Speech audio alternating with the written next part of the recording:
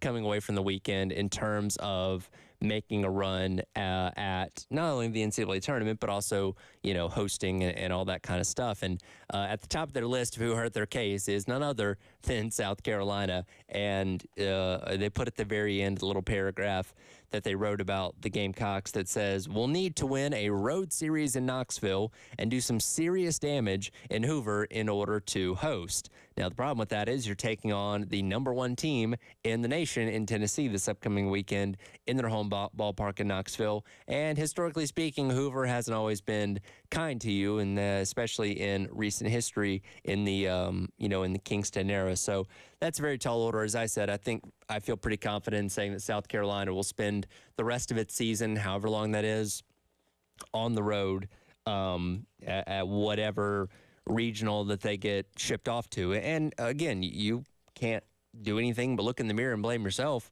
because you had everything laid out for you.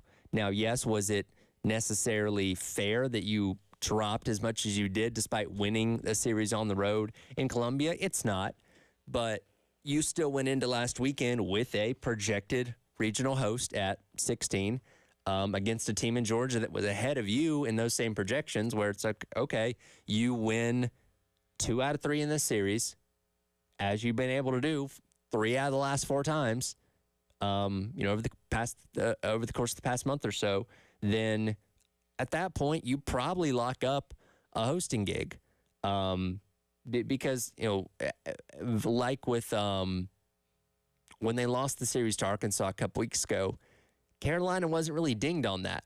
Like their projections didn't really change a whole lot because Arkansas was ranked so high. And,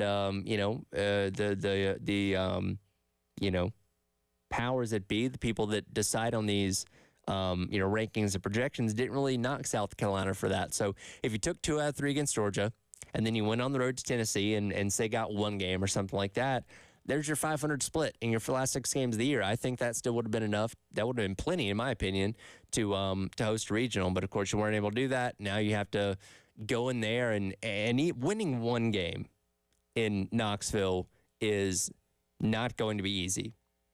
You haven't won a series in Knoxville since 2017. The Volunteers are 31-3 at home this season. And no, they've not been swept by anybody. So that means they've not lost home series at all.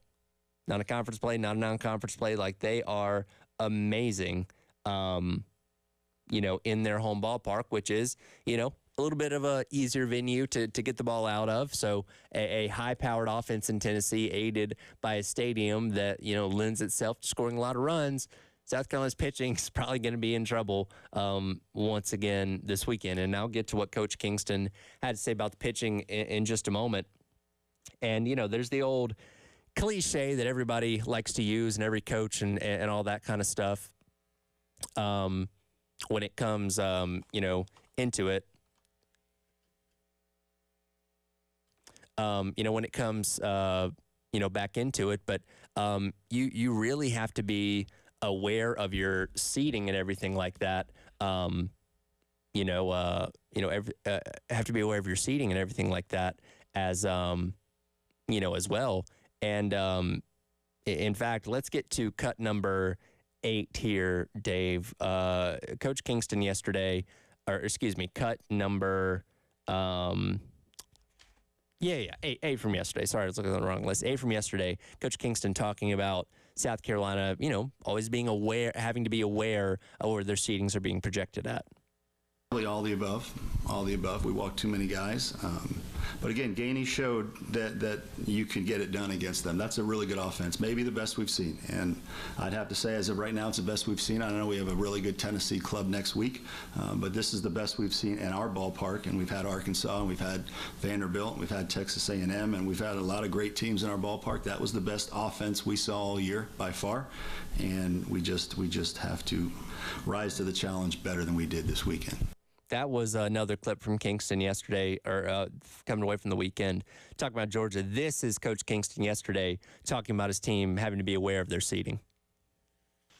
Obviously the guys follow everything just like everybody else does. They know that we were within the top 16 of the RPI, which means you're going to host.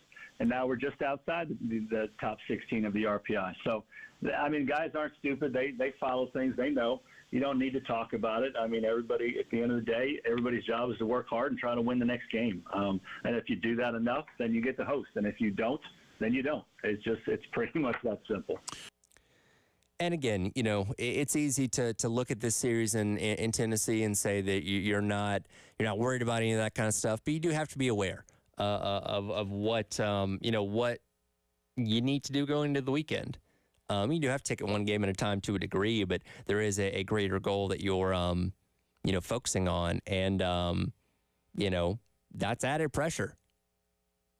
And how do you fare with your back up against the wall? Because we haven't really dealt with, or we haven't seen this team have to deal with that a whole lot this season. Yeah, you've had some tough series and stuff like that, but you've never really felt like the season was on the line or anything like that until you get into what they're going to have to do in Knoxville this upcoming weekend. And we heard some cuts from Coach Kingston yesterday about having to wipe the slate clean, and that's a lot easier said than done, especially when we're talking about college age student athletes. You know what I mean? Where think about when you're 18 to 22 years old. And if something's bothering you, if you met something up, you did something wrong, it's not easy to just put that at the back of your mind. It's going to bug you. It's going to always be there, and you're always going to be thinking about it. So, that series loss getting swept by Georgia is something that can certainly linger as you go into another tough series on the road at Tennessee. And oh, by the way, Georgia was one of the most high-powered offenses in the SEC. Well, guess what? Another one is Tennessee. And when you look at the numbers across the board, Tennessee has a better overall batting average.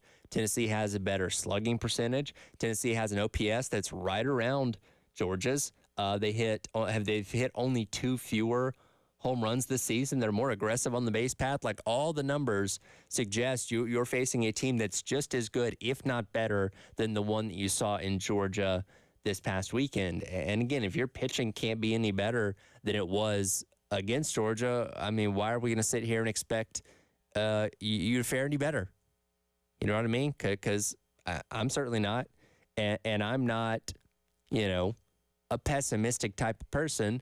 But when you kind of look at how this matchup is going to shake out, I really don't see South Carolina finding a win this weekend in Knoxville. And I hate to be that kind of person, because, I always try and spin to the positive and look for the areas that South Carolina could take advantage of. I just don't know if I see enough of that out of this Volunteers team to definitively say, yeah, I think Carolina can go up there and grab 1, maybe 2 wins. Because, again, it's just an almost next to impossible team to beat at home in a lot of ways. And even 1 win for South Carolina, I don't think that changes a whole lot for them. It's better than getting swept, certainly. Now, if you can take that win and then go out there and run the table in Hoover and win the whole SEC championship, maybe that's worth something. But I don't, especially, and Kingston talked about it. If you don't have the pitching, you're not going to go deep in those kind of tournaments. And I just don't see that working for South Carolina as of right now. So a lot of concern, and rightfully so, going into the series this weekend against Knoxville. We'll get to Kingston's thoughts about pitching and kind of what this staff is going to end up shaking out to be this upcoming weekend here in just a minute. But of course, with another series means another chance for you to win the Palmetto Citizens Federal Credit Union Grand Slam giveaway. Just shy of $1,300 up for grabs right now, with only a few more games left to go. Opportunity to win, and maybe South Carolina can find a way. Take advantage of that, smaller stadium to crank a grand slam this weekend up there in Knoxville. So we will see what the what the Gamecocks are able to do up there. So again, go online to 1075thegame.com, register for your chance to win the Palmetto Citizens Federal Credit Union Grand Slam giveaway. We'll get to Coach Kingston and his thoughts on the pitching staff and what to do this upcoming weekend in Knoxville. That is coming up next. It is The Extra Point. Tyler Head along with you here on your Tuesday morning on The Game.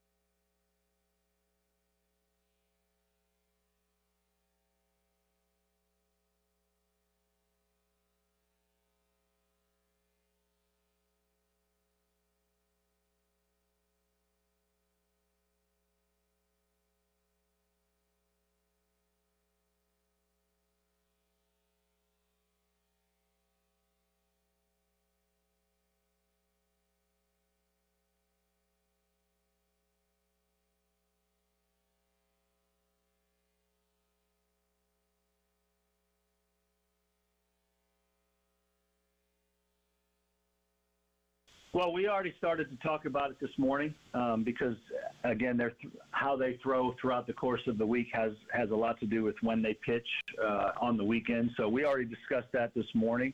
I would guess we'll make it public, probably Wednesday on our way to Tennessee.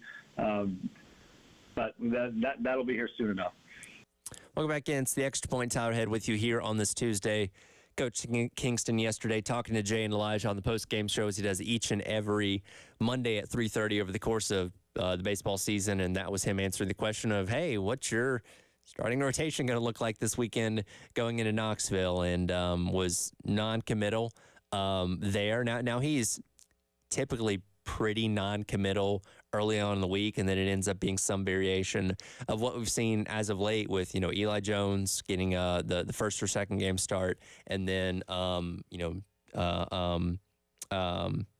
Kimball, and then the TBA on Sunday. But there is a legitimate question going into this weekend of, hey, what the heck is your starting rotation going to look like? Because what has been done the past couple of weeks, again, you were able to escape the be able to escape the Arkansas series, or excuse me, not the Arkansas series, the Missouri series with the victory, despite the fact that your starters did not give you really any length at all. And then it completely backfired on you this past weekend, minus what, what Garrett Gainey was able to do. And I think it goes without question, or does it?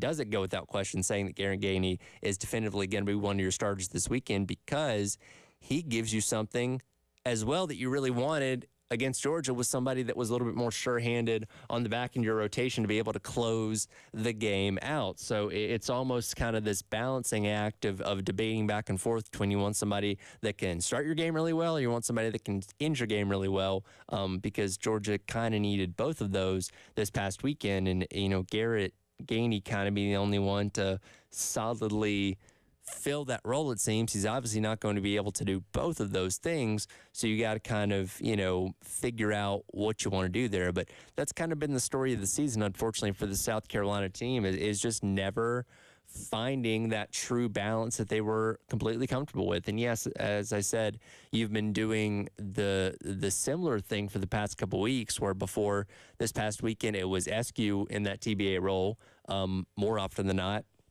in addition to, Eli Jones and Roman Kimball getting the other two starts. But again, what you saw this past weekend shows that got to kind of reevaluate what you want to do in terms of those guys. But let's start off with Garrett Gainey here. Cut number 3 here, Dave. This is Coach Kingston talking about Garrett Gainey and his role going forward. There's no question that him and Ty Good, I think, have been our best and most consistent two pitchers. Though the key is, okay, if he starts, then who's going to finish the game? Or if one guy finishes the game, who's going to start? And that's been our challenge. Gainey has helped us win so many games in the role he was in.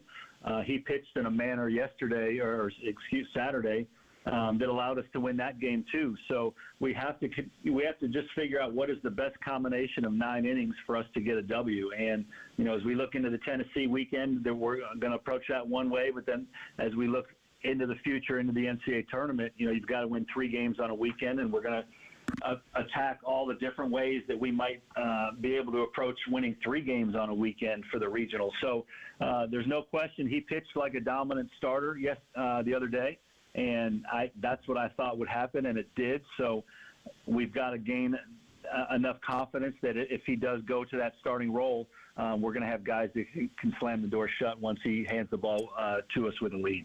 And I don't know if you definitively feel comfortable in saying that you do. Because, again, we saw this past weekend that your guys on the back end weren't really able to shut things down, and Georgia took advantage of that, especially when you got into the late innings of that game on Sunday. So that's kind of the grand debate of, okay, do you put him in that starting role again, confident that he can give you 5, maybe 6 good innings of work and then hope your bullpen can hang on for the final 3? Or do you allow somebody else to start, knowing that, all right, it might be a little bit more nip and tuck through those, first half of the game or whatever, and then hope, Garrett Gainey can be put in a position coming out of the bullpen to help you win the game, assuming your offense is going to be able to keep up with whatever Tennessee ends up scoring. I don't know. There's a reason that Coach Kingston and those guys on the staff get paid a lot of money to make those decisions, because it's very hard to ultimately decide on that. I feel confident in saying that I don't expect Roman Kimball to be in the starting rotation this weekend. Out of the rough performances from starters going back the past 2 weeks, Kimball has certainly been the worst of those. Overall, when you go back to his start against Missouri 2 weeks ago, only made it through 1 inning of work, and then against Georgia on Thursday night, didn't even get to the second out of the first inning before getting pulled. So definitely got to kind of reevaluate his role there. As Coach Kingston mentioned a moment ago, Ty Good is an option. He and Kimball have kind of been paired together. We knew Kimball wasn't going to go deep in these games necessarily, especially once you got into conference play. So he's been kind of tied together with Ty Good, where Good kind of supplements those innings that you otherwise may have had in a usual starter role that a Roman Kimball's just not been able to do. So do you move Good into that starting role? I think it's a viable option. Again, we'll like Gainey. He's shown you a lot of good stuff this year in the role that he's been assigned to, and you hope that moving him into that starting role could be something that could be beneficial to him and ultimately help the team as a whole. You're probably sticking with Eli Jones in what I assume would be the Friday night role again, so game number 2, with this being a Thursday through Saturday series, just because he's been the only consistent thing in your lineup so far this year.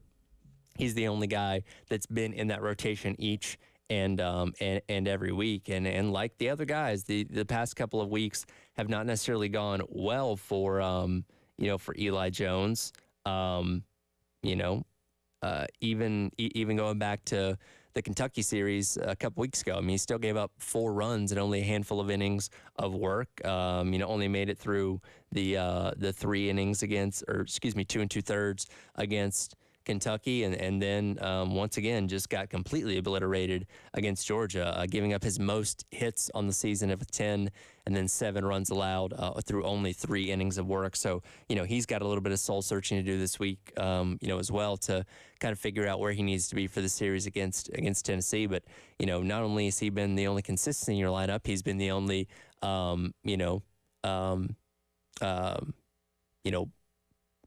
not only has it been the only consistent thing in your lineup, but hopefully he can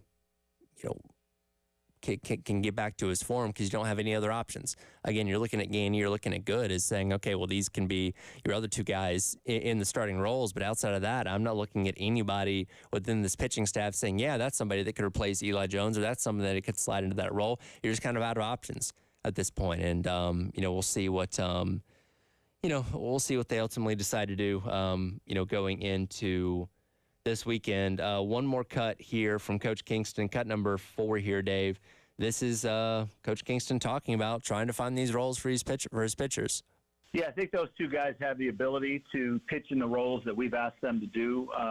Again, SQ shut out Kentucky a couple weeks ago, and they're the number 1 ranked team in the country from an RPI standpoint. So he's more than capable of getting us 6 outs like we asked him to do the other day.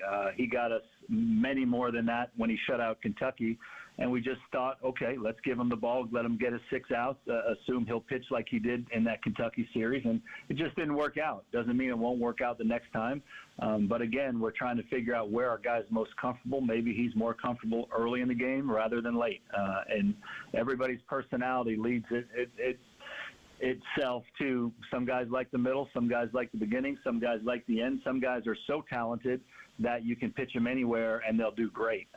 So it's a combination of all those things, but I think, again, we've got to get those guys comfortable in whatever role they are so that we get the best out of them.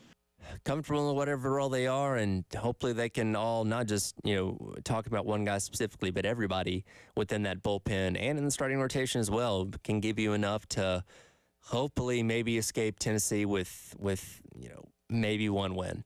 That's kind of the ceiling that I view with Carolina going into this weekend. I don't see them taking 2 of 3. If they do, I'll admit that I was wrong on Monday when we get back in here, but I just don't see that in the cards for South Carolina. So if nothing else, hopefully you can go into Knoxville and escape with at least one win, just to give you something, some semblance of momentum to that very, very quick turnaround before you head out to Hoover for the SEC tournament, which again has not been good to the Gamecocks in recent years. Plenty more conversation about baseball as the day goes along. Want to switch gears coming up next though into football as the NFL warned college football a while back to do something. College football did not listen. Now the NFL is ready to crush them. I'll tell you about that coming up. It is the Extra Point. Tyler Head along with you here on your Tuesday morning on the Game.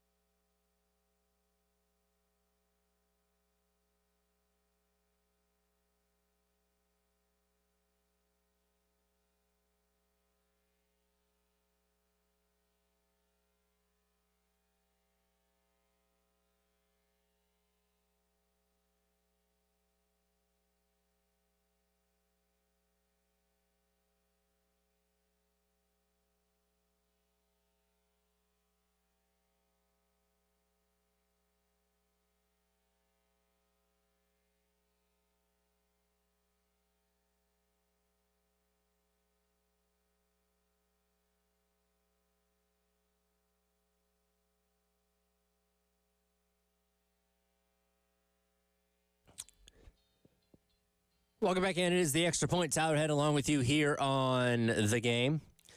We'll get to what the NFL is doing to potentially hurt college football in the playoff in just a moment, but it is indeed time for our TEC Equipment Rentals, who did the heavy lifting segment of the week. And as always, appreciate our friends over at TEC Equipment Rentals. Got my TEC Equipment Rentals hat on if you're watching on the live stream, sponsored by Shepherd's Glass and powered by friends over at Integrated Media. So go by and see those guys at TEC over there on Old Dunbar Road. We've literally not talked about the offense at all in terms of South Carolina over the course of the past 2 days because the pitching was such a big issue this past weekend against Georgia. South Carolina still scored 21 runs over the course of those 3 games. That's an average of 7 runs a game. And in SEC play, that usually should be enough to get you at least one win, especially when you score 10 in one game like South Carolina did on Thursday night. But again, the pitching let South Carolina down in all 3 of those games to where that was not the case. If I have to pick somebody that did the heavy lifting on offense, I mean, you have a couple of different options here. Had Austin Brindling. Did a really good job in that leadoff spot, going 6 of 13. Ethan Petrie right behind him, 5 of 13, couple of RBIs in game number 3. But as far as consistency over the course of the entire weekend, Dalton Reeves, at the bottom of the lineup, 2 for 5 on Thursday night with 2 RBIs, 2 for 4 on Friday night with another 2 RBIs, and then 0 for 4 in third game of the series. Did have 1 RBI there though. 2 of those RBIs this weekend coming in the form of home runs in that Friday game, I believe. So 5 total RBIs on the weekend, 4 of 13 with 2 home runs. So definitely feel like Dalton Reeves did a lot of the heavy lifting this weekend. And look, going into Tennessee, you're going to need a lot of guys to heavy lift offensively. Ethan Petrie, as I said, went 5-13, but I brought the stat the other day. It's a Petrie and Messina show on offense. When both those guys are clicking, the rest of the offense falls in line and you usually end up winning the series. Cole Messina, 1 of 13 on the weekend. So you didn't have that other piece of the puzzle at the top of your lineup that was producing the way that he needed to for South Carolina to be its most successful. And again, you scored a lot of runs. You did a lot on offense, just not quite enough to be able to get over the issues that your pitching obviously presented. We will, again, have plenty more baseball conversation as the day goes along. But I wanted to get to this. College football playoff, expanding to 12 teams this upcoming year, of course, means that, TV is going to look a little bit different because now you have a set of first-round games. They'll take place the weekend before Christmas, which will be Friday, December the 20th, and then Saturday, December the 21st. Now, that's interesting to note because the NFL has always traditionally had those days, for the most part, open outside of a few minor bowl games like the New Mexico Bowl and the New Orleans Bowl and stuff like that, which aren't really, big competitors to what the NFL product is, where the NFL is getting close to the end of this regular season. They start playing some games on Saturday because those weekends are now a little bit more open. I talk about the NFL being a machine, and it's really best not to get in their way, because they will happily crush you if you do. Now, it's interesting to note that the NFL,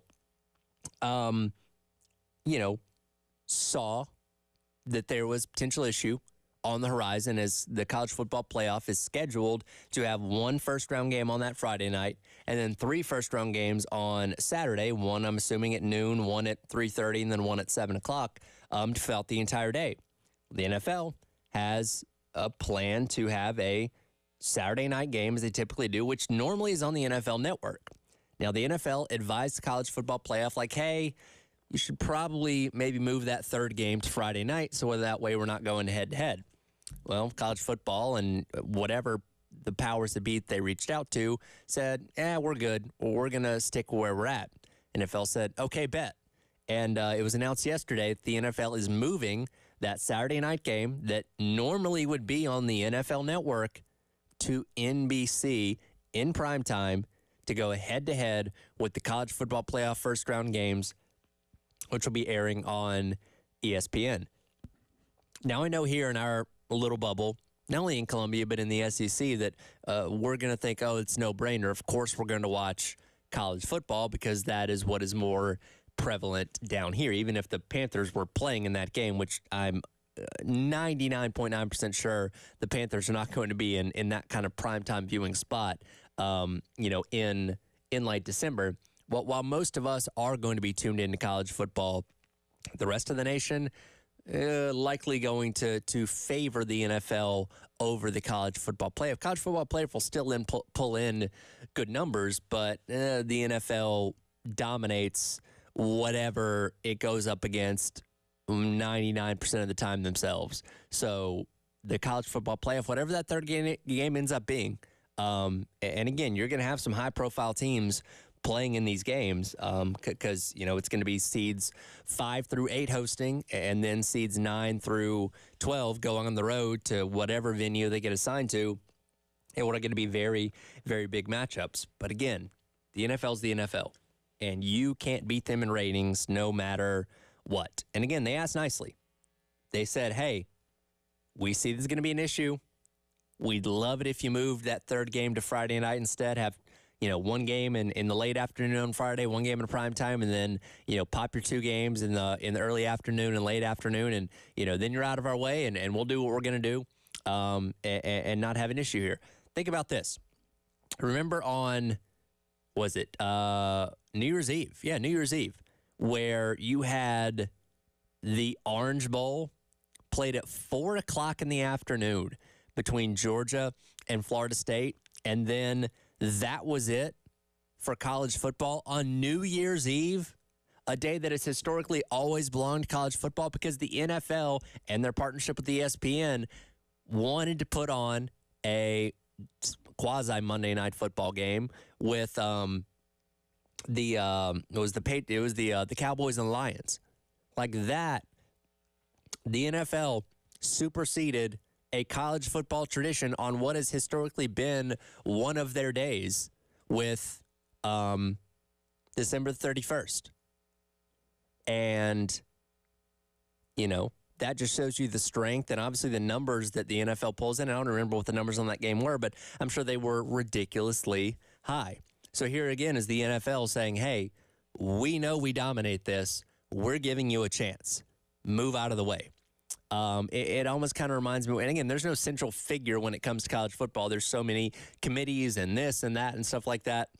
It almost kind of reminds me of the opening scene in Home Alone where Joe Pesci is disguised as the police officer and he's trying to find the adult in the McAllister house, but it's a bunch of kids running around and, he's just like, oh, it's chaotic. It's a house with kids and no adult. And, he was trying to figure out when they're going to be leaving so we could find out when to break in. That's kind of what I imagined when the NFL was trying to do this. And college football probably going to learn its lesson on this, where the NFL will likely beat them in the ratings and will take a sizable portion of that casual viewing audience that, if nothing else was going on, would say, sure, I'll watch this new college football playoff thing. Let's see what that's all about. But when you give them the choice of that or the NFL, and what I'm assuming is going to be a pretty marquee game, they're probably going to go to the NFL. So that means that in year number 2 of the college football playoff, that means we're going to move that third game to a Friday night. As much as I wouldn't want that, because I want, personally, the full day of college football going from noon until 10:30, 11 o'clock that night with those 3 games. But I understand the NFL is king. The NFL is a machine, and they're probably going to force college football to move that third game to a Friday night, the night before, for year number 2 of the college football playoff, because that's just how good the NFL is. They continue to take over more days. They've always had Thanksgiving. They've now taken Christmas Day from the NBA. They're playing games on freaking Wednesday, for crying out loud, this year. They've, they've taken over Black Friday now. Like I said, they've flexed their muscle on a day like New Year's Eve before. I got to imagine Labor Day is next. When we talk about an 18-game NFL season on the horizon, that obviously means the Super Bowl gets pushed a week later in February. But with 18 games, you also have to have an additional bye week to give players rest, which moves the regular season up a week, which puts it on Labor Day weekend because, that only makes sense, which Labor Day weekends belong to college football for the longest time. But if the NFL says, no, we're going to take it over, what's college football going to do? The NFL is going to go out there and run 3 games on Labor Day at noon, 4, and 8 o'clock, and going to kill it in the ratings because that's just what they do. So, when the NFL gives you a warning, you should probably best heed that warning and go ahead and step out of the way before it gets ugly. And I'm afraid that's what's going to happen when, the college football playoff goes head-to-head with a likely marquee NFL primetime game, which we'll learn all those games and times and stuff like that coming up tomorrow with the NFL schedule reveal. We'll come back, wrap up hour number 1 of the Extra Point. Some big news in women's basketball coming out yesterday, and Caitlin Clark making her debut coming up tonight. That's all next. It is the Extra Point coming up, or it is the Extra Point on your Tuesday morning here on the Game.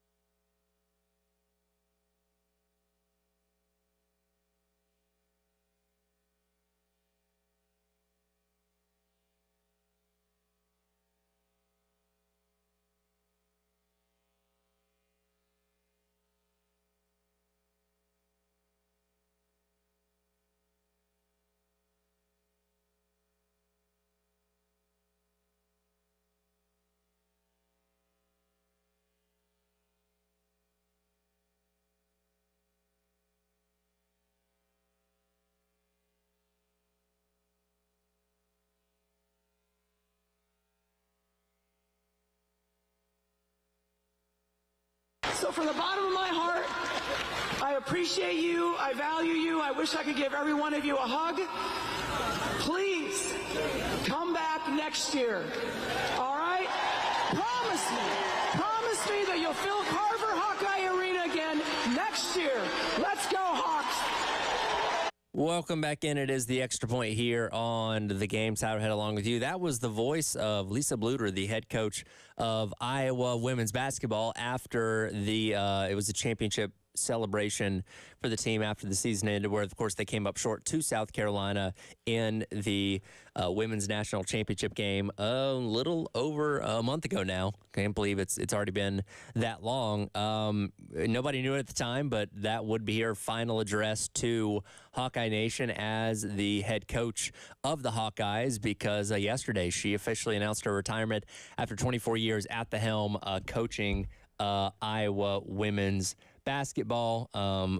500 plus wins, 528 wins to be exact. So many trips to the NCAA tournament, winningest head coach in Big Ten history, and of course capped it off with back-to-back appearances in the national championship game, losing first to LSU 2 years ago, and then South Carolina this past season. Jan Jensen, not to be confused with our Jen Jensen. Jan Jensen, the assistant out there in Iowa, will take over as the new head coach. But again, Lisa Bluter announcing her retirement, joining Tara Vanderveer as another huge name in the women's basketball coaching ranks to officially hang it up at the end of this past season. And for Coach Bluter, I get it. Obviously, she's been there for a long time. She's accomplished a lot, but there's a big reason why they were finally able to break through and get to a national championship game these past 2 seasons, and that was, of course, Caitlin Clark. And Caitlin Clark has now gone on to the WNBA, where she'll be making her debut coming up tonight, and I'll get to that in in just a moment. But I think when you look at that amazing talent that you had, and not quite being able to get over that hill of winning the national championship despite having that generational talent, it's really tough to look around and say, yeah, I'm going to be able to find that or somebody close to that or a team close to that to where I feel like we can get over that hump and be even better. Like, I think a lot of people are expecting Iowa women's basketball to regress down a little bit. Not saying they're going to be a terrible program, but I don't expect them to be looked at in the same light or be in contention for the national championship this upcoming season. Because, again, you literally lost the best player your program in women's college basketball may have ever seen in its history. So if there were ever time to hang it up, I'd say going out close to as on top as you can be with the back-to-back national championship appearances certainly makes sense for Coach Bluter. And again, she's accomplished a lot in her career, and joins Tara Vanderveer from Stanford as another big name that is deciding to call it quits at the end of this past season. As I mentioned, Caitlin Clark making her debut in the WNBA tonight as the regular season gets rolling. We've obviously have seen the highlights of her preseason games as she will go on the road to Connecticut, taking on the Sun. A 7:30 tip tonight on ESPN2. The Mohegan Sun Arena is officially sold out for this one. A lot of buzz, as it should be, around around what Caitlin Clark's going to be able to do at the next level. Or highlights from the preseason certainly look like she's still the same Caitlin Clark. And now she's transitioning into this pro game. So I'm certainly going to be tuned in, going to be excited to see what it looks like. Obviously, Aaliyah Boston also there on the Indiana Fever with with Caitlin Clark as well. So reason to cheer from a South Carolina standpoint too. But as I said a while back, the WNBA needs to milk this for all that it's worth. And I know they're positioning as many Indiana Fever games as they can on national television. And when you have somebody the star caliber of what Caitlin Clark is, she has the ability to elevate your game the way that she did the women's college basketball game. Now again, she's not the only reason people started tuning in more to women's college basketball, but she was certainly a reason why a lot of casual people tuned in, why a lot of casual people wanted to see what she was going to do. And I don't know what those numbers are going to look like next year in women's college basketball, but I expect there is going to be some form of regression just because that talent is no longer there anymore. We don't know who that person stepping in to take over those shoes of the biggest name in the sport is going to be. But I do know that there's going to be a lot of intrigue with WNBA, at least early on in the season, seeing what Caitlin Clark is going to do. And of course, as WNBA season rolls along, people, tend to forget about it. People tend to not pay as much attention and then eventually drift off into football once fall rolls around, as the WNBA finals take place in October, amidst MLB's postseason and college football and pro football being at, their peak of importance in the regular season there in those last couple of weeks, heading into November. So the WNBA has the ability to really move the needle this year with Caitlin Clark. And again, I'm interested to see, what they're able to do and how hard they're able to push her to, be that face of the league and see if that translates into more people watching their product, not only this year, but for years to come as women's basketball looks to continue to grow on all fronts. And again, Caitlin Clark, there's a reason that Dawn Staley thanked her profusely after the season, because she did bring a lot of eyes to the women's college product that hopefully will implore a lot of people to stand around and or stick around and watch more of it going forward. We'll see what kind of effect that ends up having on the next level at the WNBA.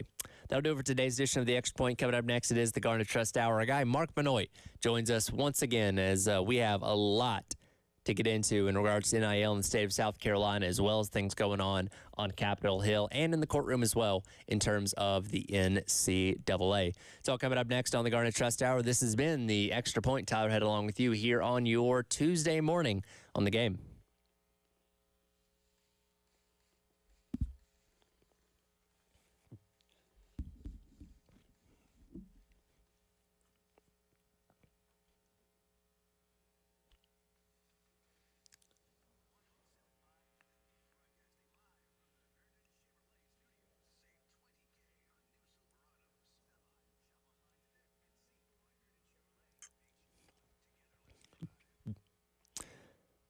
So many things going on over at Twin Peaks in the month of May. You certainly don't want to miss any of it.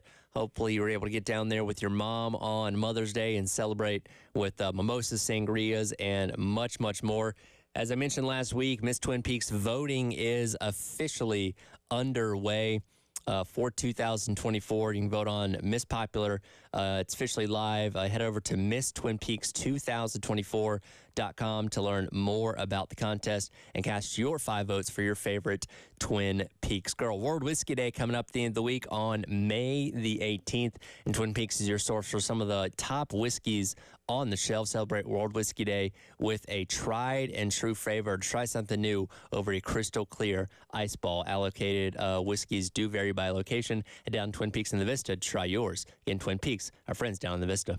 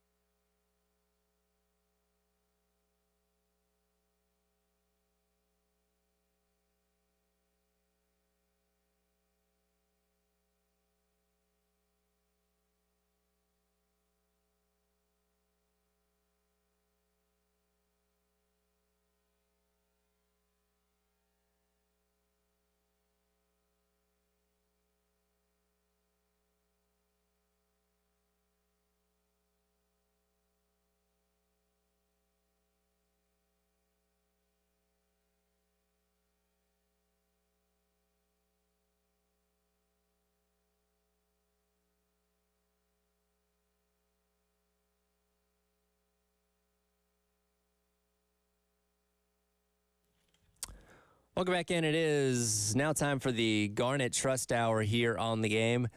Tyler Head and Chris Clark, joined by our favorite recurring guest on the Garnet Trust Hour from the Garnet Trust, Mark Benoit. I made a joke to Chris yesterday. We should have gotten you like a certificate or an award or something for being like the most frequent guest on here, because you've got everybody beaten by like a mile. Well, I don't know that I'm the most exciting guest, but I'm excited to be here. Well, we have plenty to talk about this time. Yes, absolutely. A lot has changed since the last time you were in here, however many weeks ago it was, because the landscape of NIL ever-changing, and starting right here in the state of South Carolina, as we talked about last week, a lot of movement right across the street at the State House in terms of pushing this bill forward in the state of South Carolina. Yeah, we're excited. The piece of legislation that was passed by the House and Senate and concurred with some amendments has been sent to the governor's desk. Cross our fingers it gets signed into law this week. It would go into effect immediately upon signature of the governor. This affects every college in South Carolina. And I think every college is probably going to do it a little differently as far as how they handle their little bit of freedom that comes within the state law. But it will be an exciting time. It's good for the University of South Carolina. It's good for the Gamecocks. And we're excited to see where this takes us. We'll get to what's in the bill, but there was something that I was interested to see if it would have gotten put in the bill, and it didn't. And so I want to get your take on this. So the state of Missouri and their NIL bill, very aggressive, right? And they had a provision in there that high schoolers could capitalize on NIL if they signed, with an in-state program.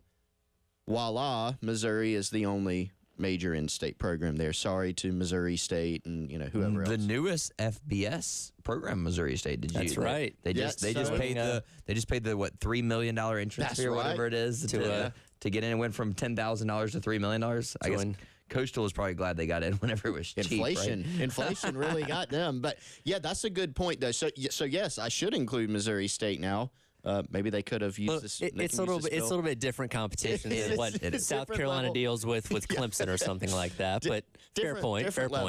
So in our state though, we have Clemson and we have South Carolina, and we actually I think have a couple of football coaches in Dabo Swinney and Shane Beamer that seem pretty friendly, know each other pretty well, maybe share some values and things like that, but also. Dabo Swinney's been very outspoken against certain aspects of NIL. So my question is, would you have liked to seen that provision here, a similar provision, and why do you think it didn't happen in the state? I don't know. I probably can go back and forth about whether I would like to see that here. I struggle. Listen, my job is hard enough to try to raise money to pay current enrolled student athletes at the University of South Carolina, much less all of a sudden now we're going to add committed prospects.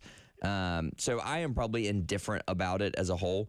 I understand the pros. Obviously, I understand the pros. It doesn't give us as much of an advantage because a lot of in-state recruiting battles in South Carolina come down to us and Clemson. So there's no real – if both schools could do it, there's no real advantage for the Gamecocks there. My thinking was this, and I could be wrong. I mentioned that Dabo has a different kind of opinion on NIL. I don't know because I don't think he's been asked, so I can't say for sure. I have a hard time seeing him being on board with, once this kid signs with us and he's still in high school, about to go to his prom, you can start paying him NIL. I kind of feel like he'd be like, we're not doing that. No, I agree. I do think that the fan base would probably, the fan base, whether they're doing it in the collective or IPTE or whatever it is up there, that I think they would probably dictate that Dabo have to move in that direction to a certain degree, right? Makes sense. Or all of a sudden you're just going to start losing. But I'll be honest, they have laid off of a lot of in-state recruits. I mean, as you know, they've got a better class coming in probably this year and next year. But in the past, since Shane has been here, I mean, he has really dominated in-state recruiting, and Clemson has kind of cast their net a little bit more nationwide. But anyways, go back to the point of the NIL in high school. I think the high school league is actually going to be considering here soon to allow high school athletes to monetize their name, image, and likeness, which other states have done. It's not quite the same law aspect that Missouri has done. So that's interesting, and I think that's fair because I do think there are certain high school athletes in small towns in South Carolina that truly have a return on investment and NIL value for local businesses. Yeah. And that's the point I was going to bring up. State of Georgia has something similar that they did, I think, going into this past season, where they had a couple of student athletes that were able to take advantage of that, where you didn't have to be committed to an in-state school or anybody, quite frankly, to benefit off of NIL. But I do. That was actually part of the original conversations whenever this bill first started getting discussed last fall with the legislature, and that is a place where I don't feel like the legislature was comfortable going. And so that's why it wasn't included. I think if you included that, then the bill probably doesn't get passed. It's a little too controversial. Yeah, right. It's just listen. Here are 5 or 6 elements that are included in the bill that we can all agree on that can get passed. Let's get it passed. It took to the last day of session to get passed, but let's get it passed. What were the hang-ups that made it take maybe a little bit longer? I think there was a moment. We got off the rails with a couple things there. we did, but and listen, that's the legislature, right? They're on a tight timeline. They work 3 days a week for 5 months a year, and so they're I think for some of the people that were keeping up with this, like, oh, why can't we just deal with this? But there are a lot of other issues that they have to deal with for a variety of reasons. One thing specifically, I think, was the liability concerns, right? And I mean, obviously there are a lot of lawyers in the legislature and the General Assembly, and so one of the concerns was, okay, if a coach decided not to play X player, right? I think of Coach Paris. A couple years ago, deciding to bench Gigi Jackson or not start Gigi Jackson for a couple of games because of some antics that happened off the court, which were very well reported and publicized, right? And if Gigi had said, "Well, Coach Paris not starting me or not letting me play as many minutes hurt my ability to profit on my name, image, and likeness," because all of a sudden I wasn't a starter for the Gamecocks anymore, or whatever it was, right? I mean, and Gigi's a big name. Then all of a sudden, could Coach Paris be liable for impeding on a student athlete's ability to be compensated for their name, image, likeness? And that is it is way out there for sure. But I kind of understand it though at the same time. Yeah. But at the same time, we've seen so many of these cases come against the NCAA, and we'll get to what's going on with them right now, where you kind of have to think at that deeper level with all these things. Because, when NIL came about, nobody thought that we were going to, have the evolution of it today, or be looking back 100 years having to pay players that would have never gotten the chance to benefit from NIL because that violated all those antitrust laws. So you really have to think deeper and deeper into this, which can lead to all those areas that you never thought you'd get into, like something like somebody like Coach Paris being liable for somebody not being able to profit or benefit the most off their NIL for not playing in a game or something like that. So I can kind of, to a degree, understand why that hung things up. There were some sillier things that hung things up as well, but you do have to think about all possibilities when you're getting ready to introduce something like this. Yeah, so liability, the two big things that were what I would call real concerns. Obviously, we can go into the gun debate and everything else that came along with it. But the two things were the liability concerns and the agent fee. They limited what agents could charge on an NIL deal in South Carolina, which I think was a good thing. They limited it to, originally it was 30%.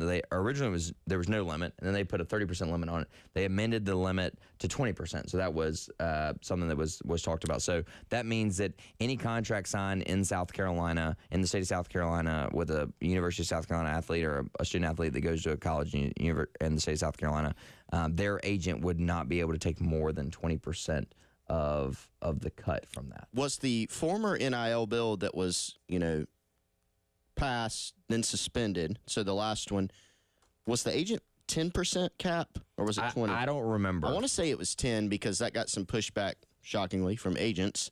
But you like this one, though. You like the cap?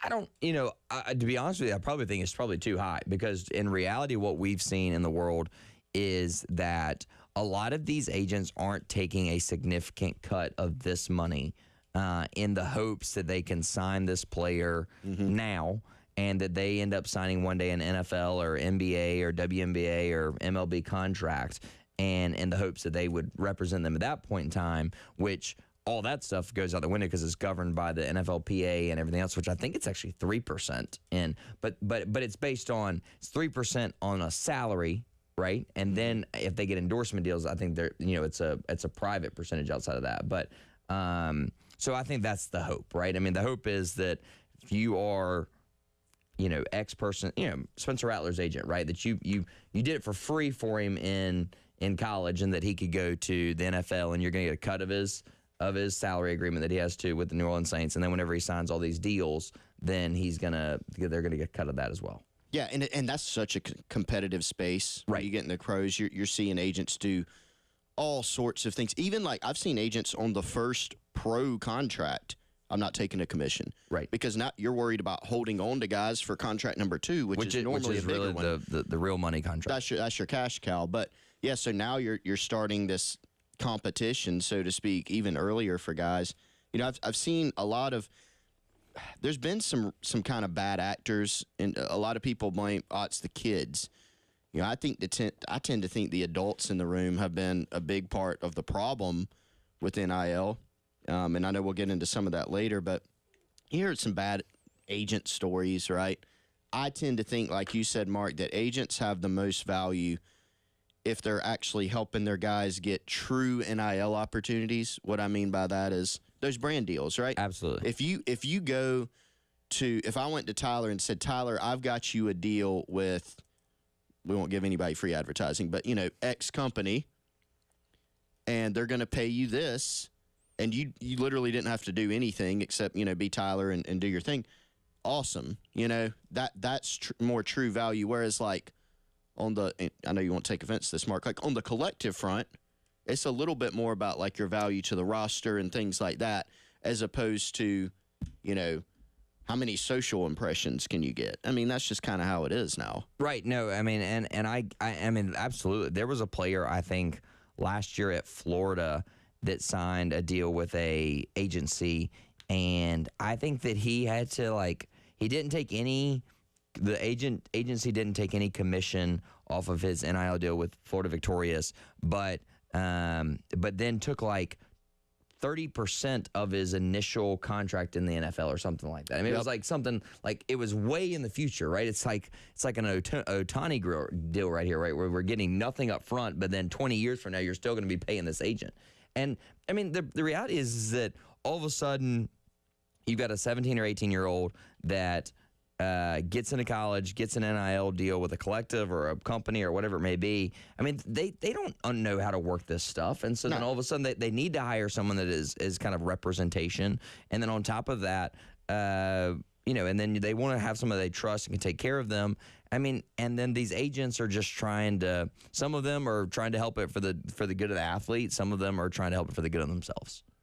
Well, we'll dive more into this bill with the state of South Carolina and what exactly it means going forward, not only for South Carolina, but other schools in the state. Coming up next, it is the Garner Trust Hour. He is Mark Benoit, joining myself and Chris Clark here on your Tuesday on The Game.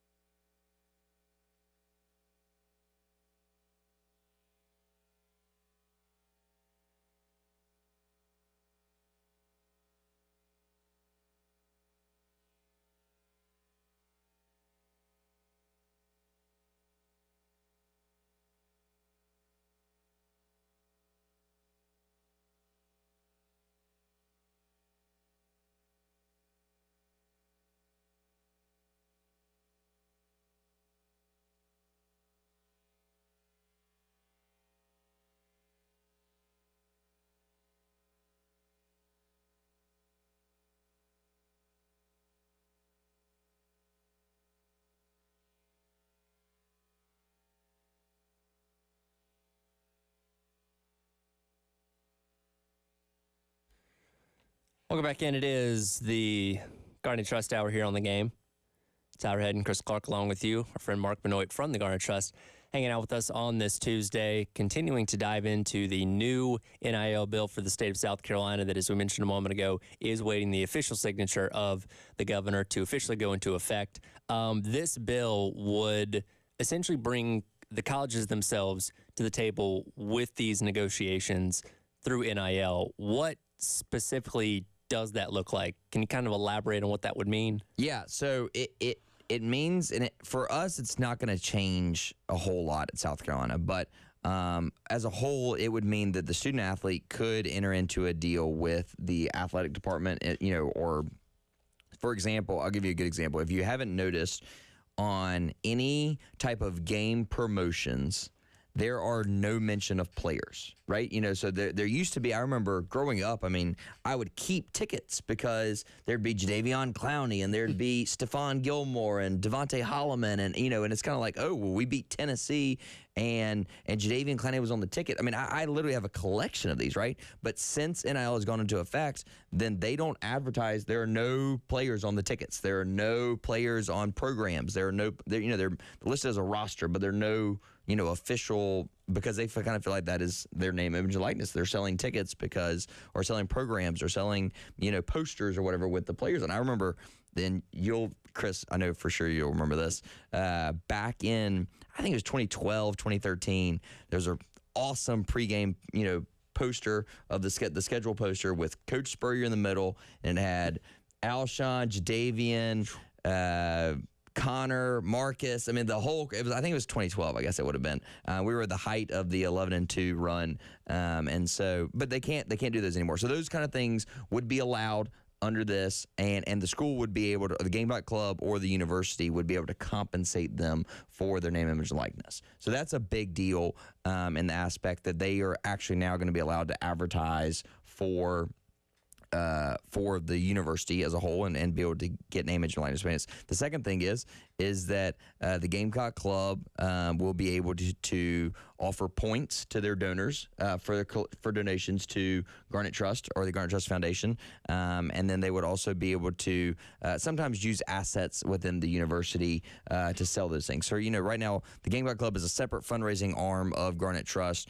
We work together. This will allow us to work more together and be a little bit more of a cohesive unit. And I would think, in theory at least, this would unlock additional revenue for Garnet Trust too, right? Absolutely. Just because there are fans, I think, that kind of feel like, for example, there's going to be an opportunity, and I don't know that this specific opportunity will exist, but there may be an opportunity that whenever you renew your Gamecock Club membership, there's going to be a button underneath that says, do you want to add another $500? If you're spending $1,500 a year on Gamecock Club membership, do you want to add another $500 to go to support our NIL program? Right. And it might not necessarily mean more revenue for Garnet Trust specifically, because there might be some deals that the Gamecock Club handles or the athletic department handles on their own. But in theory, it allows for more revenue to be generated for NIL at South Carolina. But right now, so another difference, it seems to me, in addition to just add-ons, right? Because we've seen USC through their ticketing system, they can do add-ons right now. Right. So they could do a Garnet Trust add-on. Correct. Right? But in addition to that, even the funds that they brought in, if they wanted to, the Gamecock Club, that is, since they're a separate entity now, and now that we have this state law, let's just use a round figure. If they've got $1 million, before this state law passed, that $1 million would have to go to something like a scholarship, a facility upgrade. Now the Gamecock Club could say, we're private, we've got this state law, we actually are going to direct this $1 million to Garnet Trust. That's right? correct. That absolutely could do that. Seems pretty significant to me. It is significant. And, I think it's all a little bit, for everybody, it's all a little bit up in the air about how it's going to work, because we haven't seen it work in practice yet, right? But the opportunities are tremendously greater because this law is in place. And the final part of it, real quick, is that the NCAA, it says in there, if you follow this law, then we will protect you against the NCAA. So if the NCAA came in and tried to do something similar to what they did in Tennessee a couple of weeks ago or a couple of months ago now, then the General Assembly, or not the General Assembly, the Attorney General actually would defend us against the NCAA in that case. Now, as I mentioned a moment ago, there's nothing currently in there about this translating over to high school at this point in time. What is the process of adding that somewhere down the road? Yeah, the law could be amended. So obviously the next legislative session will start in January of 2025. So get through election time, and then they start back in January 2025. If we feel like that's an added benefit at that point, then that would be great. But we'll cross that bridge when we get there. What are for you at Garnet Trust, you and Jeremy, who's out of town right now, what are your next steps as you plan for this next phase? Yeah, I mean, a lot of conversation, communication with the athletic department and with the Gamecock Club to figure out exactly how we want to handle this moving forward.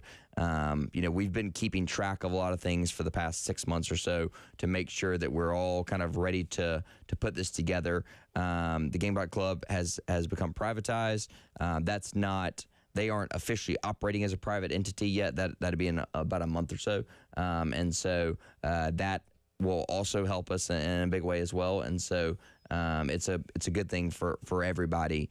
So a lot of conversations, a lot of meetings, and it will be a little bit of a, I think, probably test and see off the bat, right? To see kind of what works, but hopefully July 1st is kind of our our window to make sure that we're rocking and rolling at that point. The point system thing is interesting to me, and I'm trying to find the right way to phrase this, because I don't want to say there's fatigue, but I imagine there are some people that may think, hey, I'm paying into this and I don't feel like I'm getting as much out of it as maybe I want to. So now offering these incentives saying, hey, you pay this much, you get a certain amount of points, they can go towards this or that or benefit you down the line. Is that a way of maybe kind of invigorating a little bit more juice into this for people that might feel some form of fatigue with donating? Yeah, absolutely. They feel like they're getting something in return, right? Because that was always the thing, is like, okay, for every ticket that you buy, for every Gamecock Club membership that you get, all this kind of stuff, you get a point, is kind of the way, for every year that you renew, you get a point back to your Gamecock Club membership, and that's your ticket selection is based on your point level, right? And so the person that has been a Golden Spur for 40 years is going to have way more points than somebody that's been a half scholarship for 10 years. And so, but if all of a sudden the half scholarship person says, well, I've got some extra income and I really want to help it to go to Garnet Trust because I really understand the importance of players, then they're going to be able to, if they're given $500 a month, they'll be able to get credit for $500 a month to on their Gamecock Club account.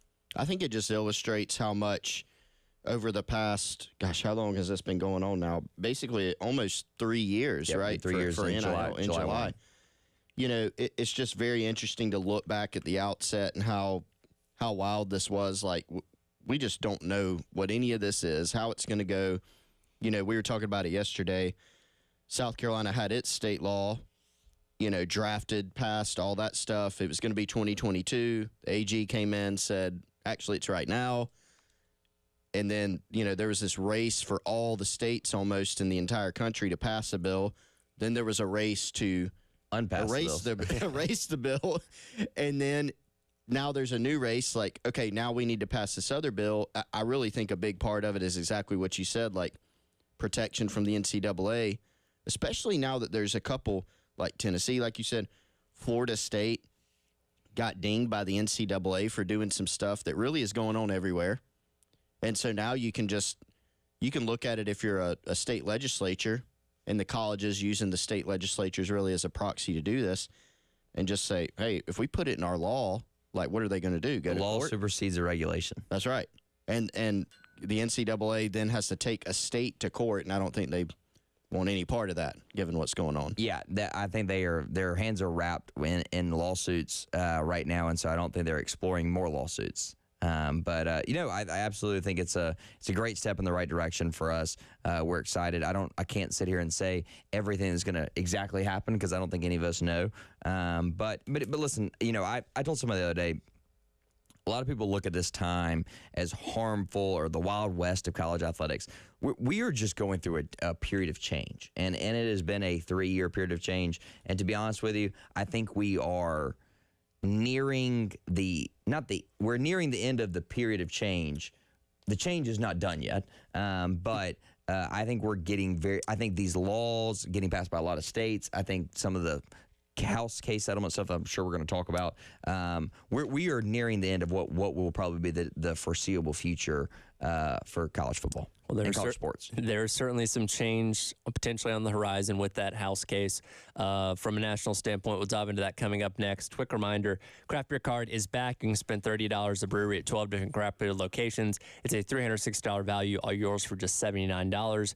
Go online to 1075thegame.com, click on the Sweet Deals tab to purchase the Craft Beer Card. Look at NIL from a national standpoint. Coming up next, it is the Garden Trust Hour on your Tuesday here on The Game.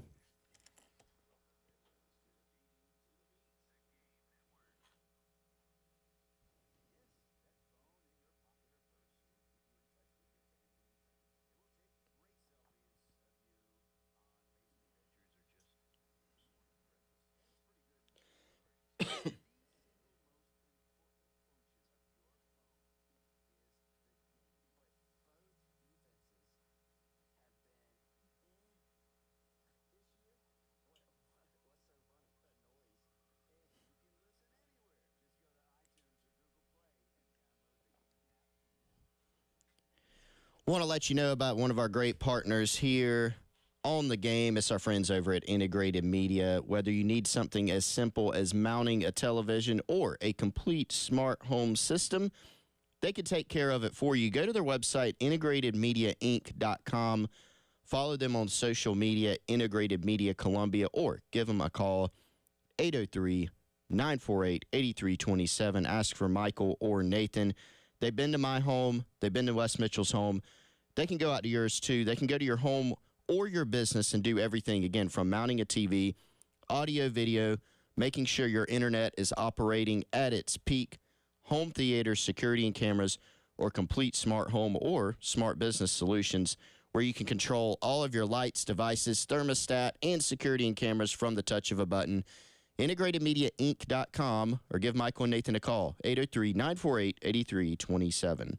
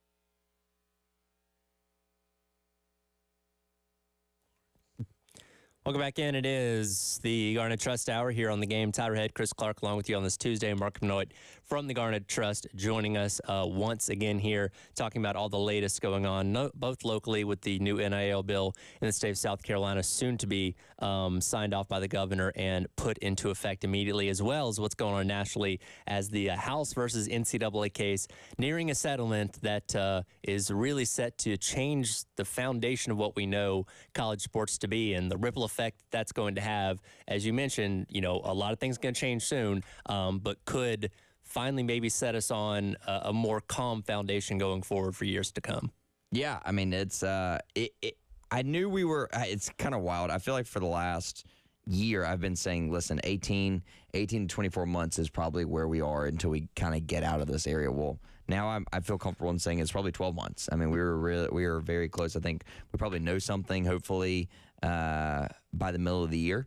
And then I think that the idea is that it would take a year to go into effect. So it would start in the fiscal year, July 1 of 2025. So the football calendar year of 2025 would kind of be the timeline that they're looking for. And so, all this news probably just broke, in the last 2 weeks. I feel like they were getting this close. I knew, obviously, the negotiations were happening, but I think that the NCAA has finally come to a point where we're losing every single lawsuit, and we're not going to go to court, so we're going to have to settle. And I think they've finally gotten to a term where they think they can reach some agreements. Yeah, they're kind of waving the white flag, which, I mean, honestly, at this point, it's just a smart business decision. You have one court case. All right, let's go fight this thing, right? Because there were times in the past where the NCAA could stave off court cases.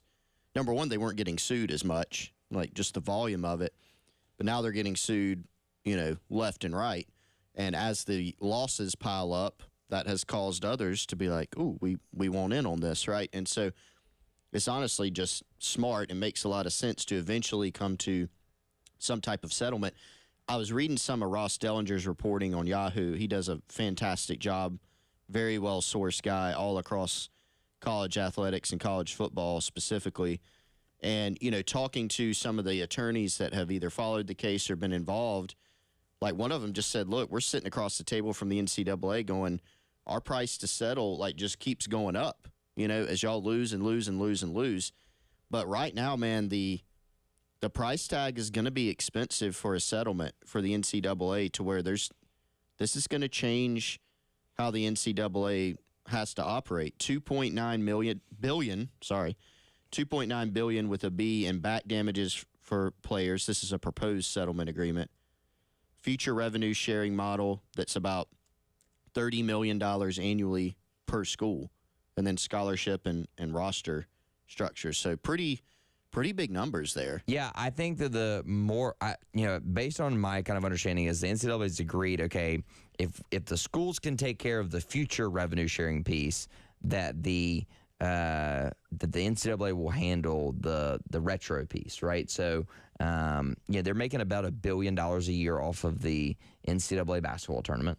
And they're willing to kind of eat some of that cost over a 10-year period. So the $2.9 billion or $2.8 billion that you mentioned, we paid out over a 10-year period, so $280 million a year. And there would be a little bit of cut from said member universities of what they would normally get as a payout from the NCAA. So, which I think for FBS Power 5 programs, Power 4 programs, that it would be about $2 million a year in revenue that they would lose from the NCAA. So that revenue exists. It just has to be repurposed, right? And then my also understanding is that they've kind of set on the number that 22% of revenue generated by Power 4 program sports is what would be used as a revenue sharing kind of cap per school, which is the average. Was 22%. Is the average, which comes in about, I think, $20 million a year. So the 30 is included because of the $2 million they'll lose over a couple of years. But the idea is that it would cost the university about $20 million, or cost the athletic department about $20 million a year to pay out revenue share. Ooh, big numbers. Big numbers. So here, and this is but not undoable numbers. Not undoable.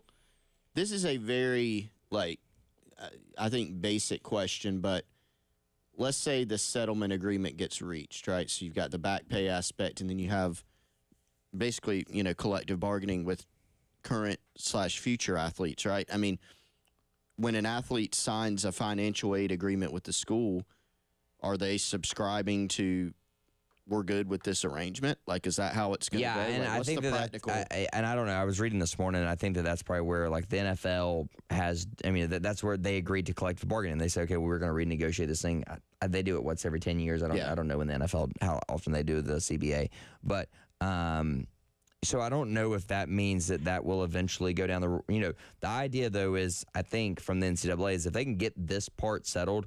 Could they get an antitrust exemption so that from Congress so that they would not have to go down the road of employment and everything else like that? So this would allow, listen, hey, this is what we're paying you, but we're not going to get sued for paying you this, in the future, which I think would obviously change numbers-wise, percentage-wise, probably stay the same. And with this theoretical cap in the neighborhood of $20 million, not every school is going to be able to afford that. In some school, you don't have to. It's up to you if you want to pay that much into your. It is up to that much, and we feel like from what we've heard, South Carolina would be able to be in that ballpark of being up to that limit to be able to compete with the Ohio States, Georgias, Alabamas, schools like that. Yeah, and I mean, to be honest with you, I don't think it's really a question, right? I mean, like I always say this saying, you either can run with the big dogs or you can stay on the porch. And and we, and so I don't think Coach Tanner, I don't think President Emeritus are going to choose to stay on the porch. I mean, we understand that our competitors in the conference are going to be paying the max amount possible, and so whether that means that you have to. I don't know if it means that you have to cut sports, if you have to cut staffing, if you have to reassess how your landscape operates.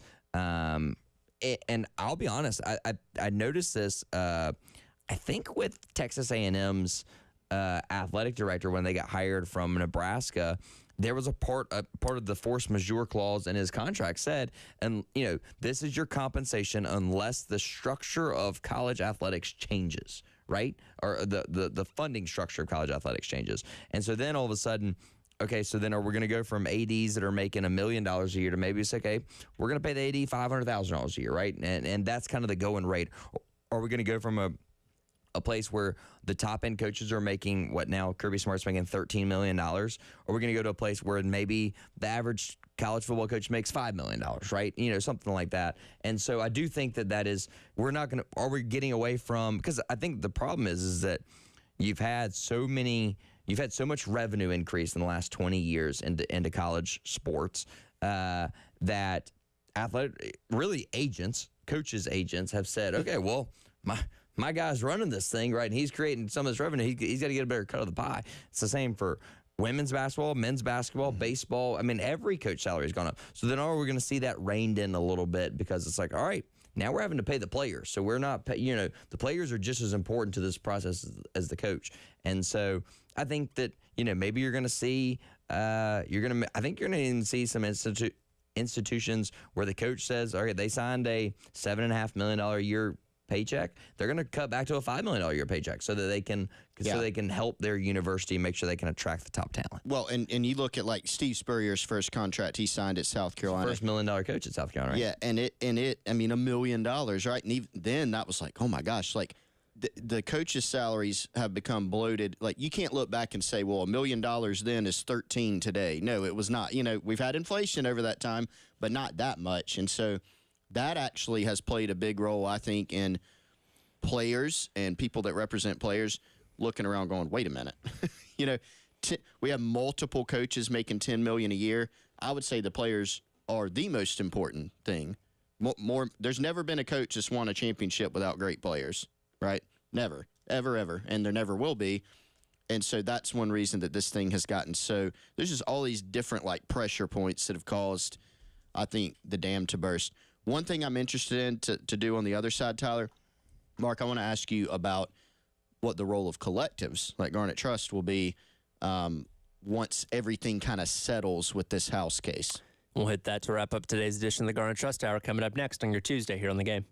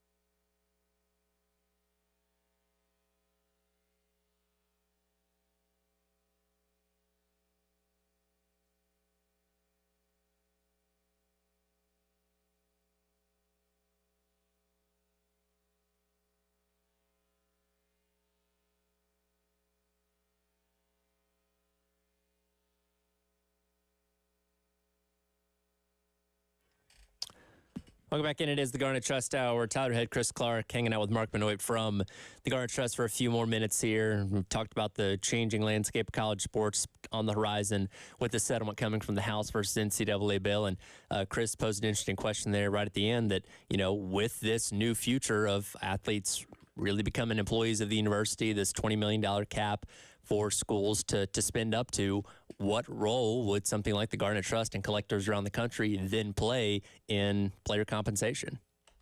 Collectives are not dying with this. I can tell you that much. I think that a little bit of, realistically, I think that the collective is going to become what NIL was really supposed to be whenever this thing really started. So I envision this as, all right, this is, your revenue sharing piece is your salary, right? You know, that's your part of your pay for play to a certain degree. And then I think that the collective side of things is going to be a little bit more of like the marketing agency, endorsement brand deal driver for student athletes at South Carolina, right? So, okay, listen, if we're going to pay, if every quarterback in the Southeastern Conference is going to make $250,000 a year, right? $250,000 a year. So you kind of know everybody's getting that, right? But then all of a sudden, if you can go to South Carolina and they've got 5 brand deals already lined up for you, or they've got a podcast that you can go on and get paid a check because they've already got great sponsors and great followers, then that is like the extra incentive, right? So I mean, if we're the if the University of South Carolina is the organization that is paying the salary, then we are the outside organization that is helping them get brand deals and true marketing deals. Now, I do think that there are going to be collectives that are still donor funded to a certain degree, that become a little bit more, maybe even still more influential, because this just gives everybody a new zero. However, I do think that university is going to have to use a lot of donor money to keep up the rev share piece of it, and so it's going to be hard to ask the donors to do two things, which is where we are. So I think that's an interesting thought. So the collective might start functioning more in the marketing space, and then maybe based on what you said, the lower dollar like memberships might still be important. Yes, absolutely. They're still going to be important. Your donor who's giving, just again, round figure, not a real example, but your donor who's giving $1 million to the collective.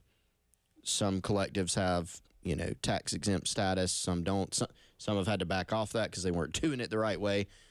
But the donor who's doing that might say, okay, that's now going in my booster club. Right.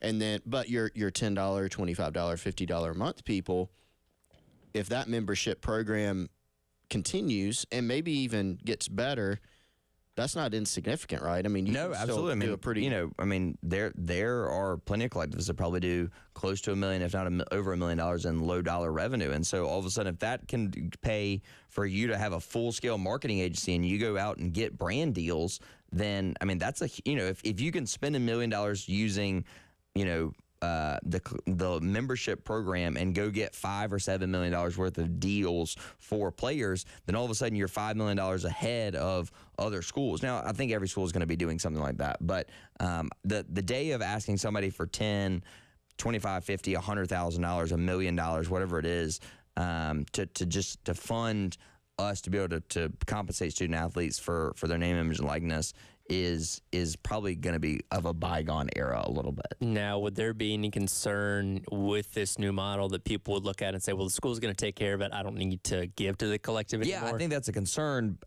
but I hope that that's a concern for the larger donors, right? We want the large donors to still give. They're just going to give it to the university so that they can continue to. Maybe they don't have to cut sports, right? So those kind of things, and they are going to get a significant TV. The Gamecocks are going to get a significant TV bump in the next couple of years with the new media rights deal that has been negotiated because of Texas and Oklahoma joining the Southeastern Conference. The ABC, ESPN piece comes into play, and then you'll also have a new college football playoff format, which will also pay out a lot too. So, I think there's a hope for everybody that we don't have to cut sports at South Carolina or any school, because we understand that a lot of these sports are very significant for student athletes.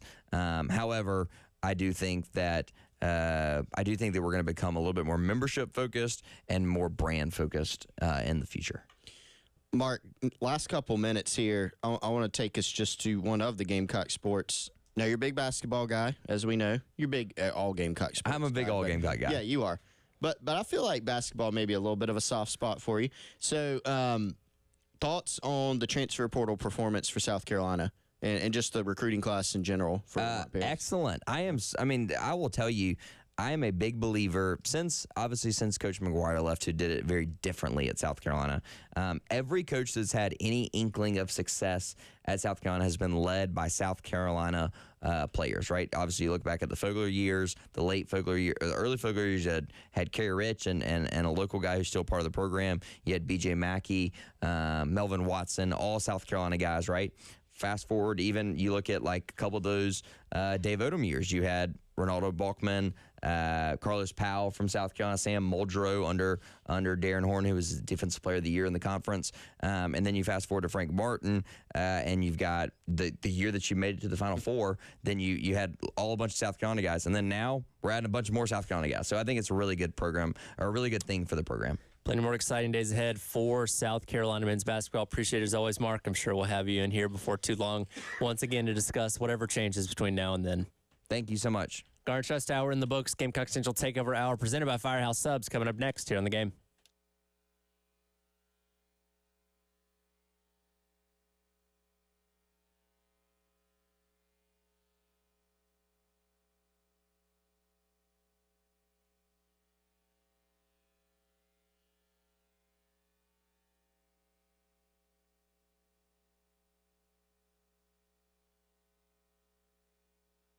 All right, I want to tell you about our show sponsor, our presenting sponsor for the next hour. That is Firehouse Subs. They are the presenting sponsor, longtime partner of the Gamecock Central Takeover Hour. 14 locations all around the Midlands, so no matter where you're at in the Midlands, there is a Firehouse Subs close to you.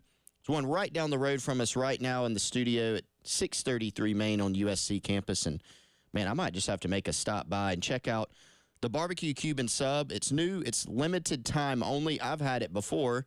If you haven't had it yet, go get it before it's gone. Southern roots with the Cuban twist. It's outstanding. Or go check out any of your other Firehouse Subs favorites. Or, be different. Get something new. Lunch, dinner, catering, they've got it all for you. Avoid the wait and order online by using the Rapid Rescue to go. FirehouseSubs.com or the Firehouse Subs app to earn yourself some rewards on future purchases.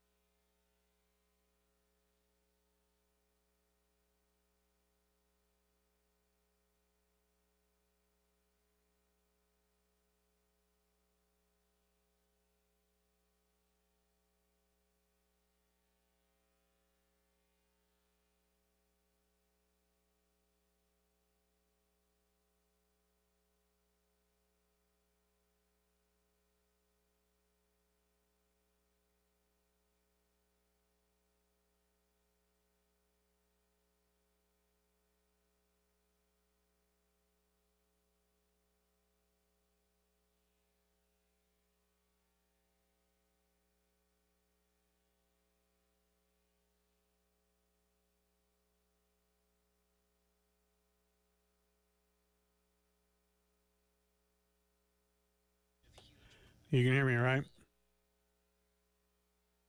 Yeah.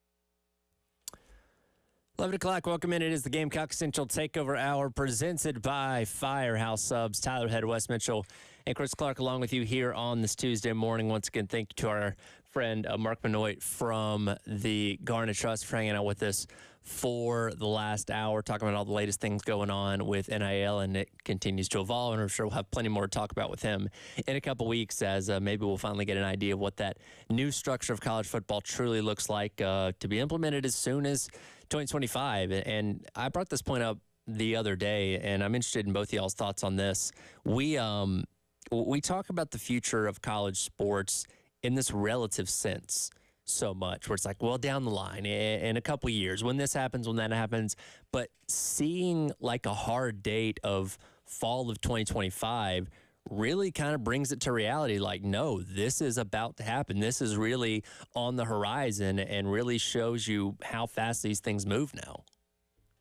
Yeah, guys, I mean, I would say that we've seen more change in college athletics in the last 5 years, but even really you compare it down to maybe the last 2 or 3 years than we saw maybe the 20 years before that. And so it does make it very real. I think a lot of times, you know, it even felt that way to me for conference realignment. It felt like when all this sort of started, that basically you would hear all these rumors about conference realignment, and some of them ended up being true. Some of them ended up not being true at all. But it's just like, boom, yeah, you start, like, I look around and I have to, like, go back and Google to see which conference a lot of these teams are, and, you know, that they're in. And these are, like, traditional powers, teams that we've watched and, you know, watched on prime time since we were kids. So it is obviously quite a bit of change in the college football landscape, just top to bottom, whether you're talking about conferences, talking about NIL, talking about transfer portal. And, you know, I think a lot of people like to think, hey, this has been terrible for the game. I do still think the numbers, like the TV ratings, say different. But also at some point, if you're a fan of athletics, you're a fan of the college game, you do want to see some things sort of settle to where you're not reading about something new from politicians every week or something new being fought out in a court every single week. Like, college football, at least at some point, is going to need to get back stable, and it is going to need, in my opinion, to you know, for some of this NIL stuff to sort of settle in on something that everybody feels like is kind of fair enough for all sides.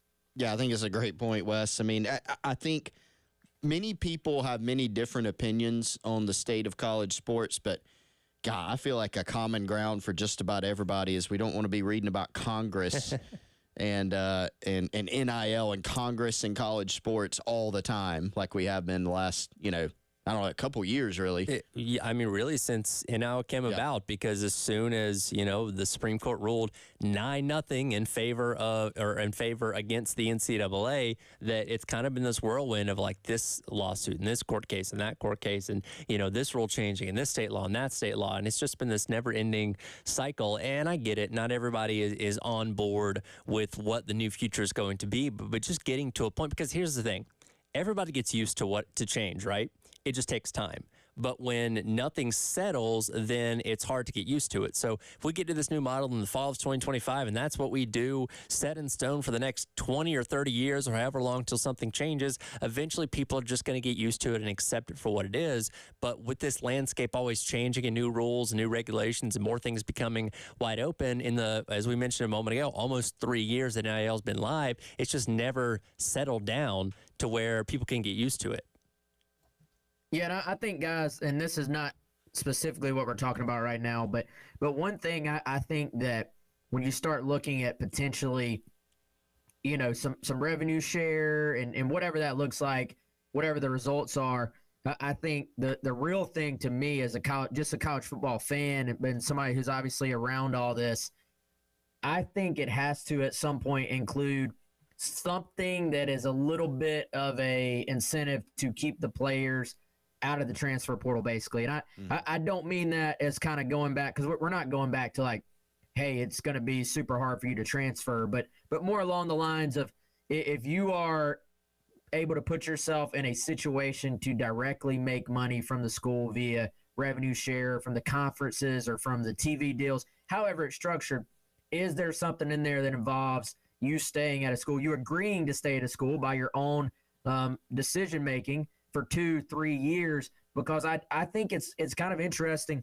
I think fans actually accept transfers a little bit more in baseball and basketball, because in baseball they get to watch that player for 52 games, and in basketball you get to watch that player for 30 plus games. So even a newcomer, even a guy that came in from elsewhere, you still sort of get that connection with them. You accept them as one of your own within your fan base. I think in football, unless you're just sort of that front of the program, face of the program type guy, we've seen Spencer Rattler be completely accepted as a Gamecock.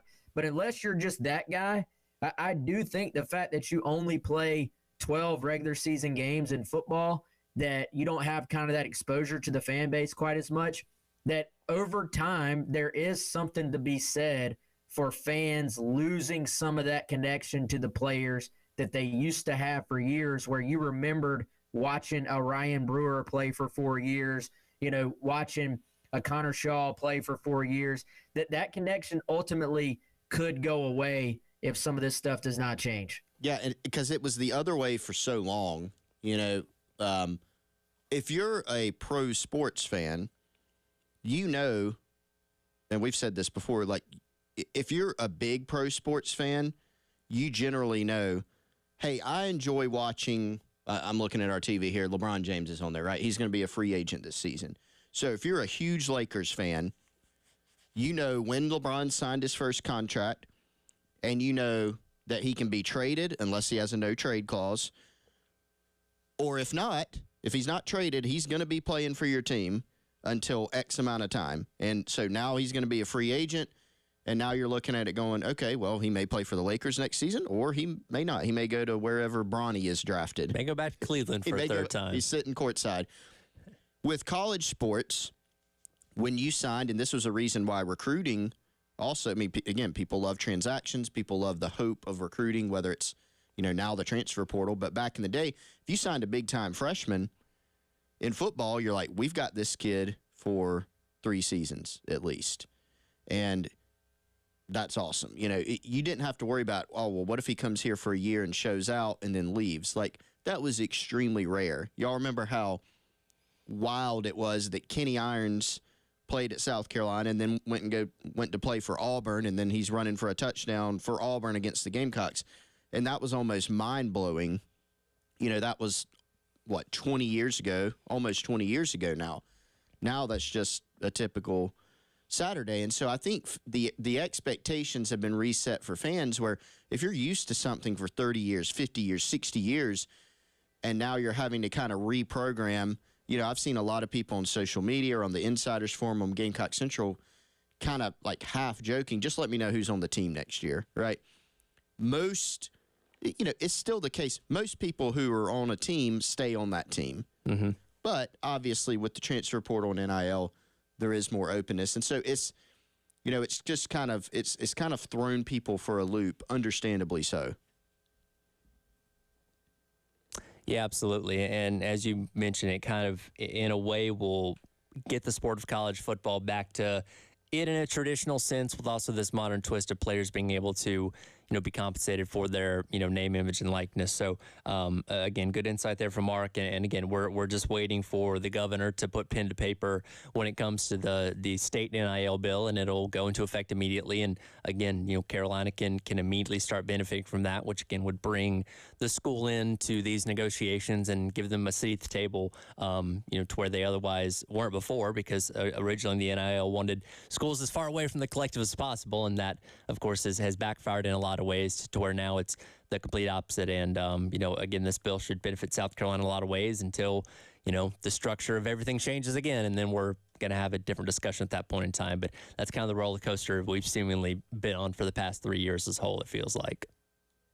Yeah, and Chris, I want to get your take, man. It does feel like, and not to get too deep into like politics, but politics have gotten just intertwined with all this at this point.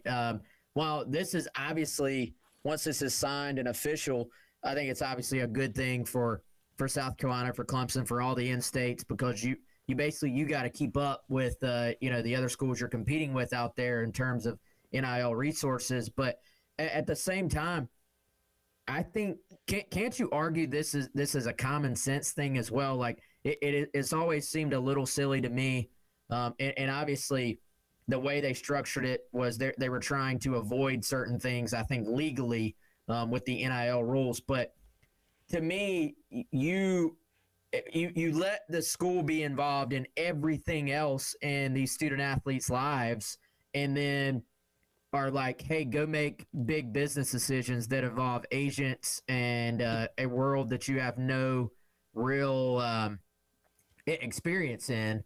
And yeah, there are ways for, even in the prior landscape, the prior rules for schools to be able to educate student athletes. But let's be honest, that's not really the same as allowing them to be a little bit more involved in the process. And I don't know, it never made a whole lot of sense from a common sense standpoint to me for some of those limitations to be in place.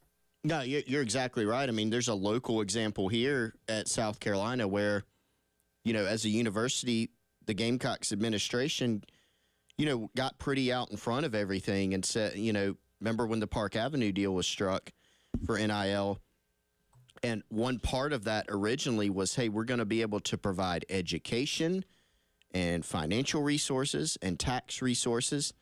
The NCAA came along, which was very strange to me because they kept saying, a lot of politicians or NCAA people and lobbyists, well, this is going to get too wild. But then the university is literally offering education and contract review and agency services and all these different things to the athletes. The NCAA went, no, you can't do that.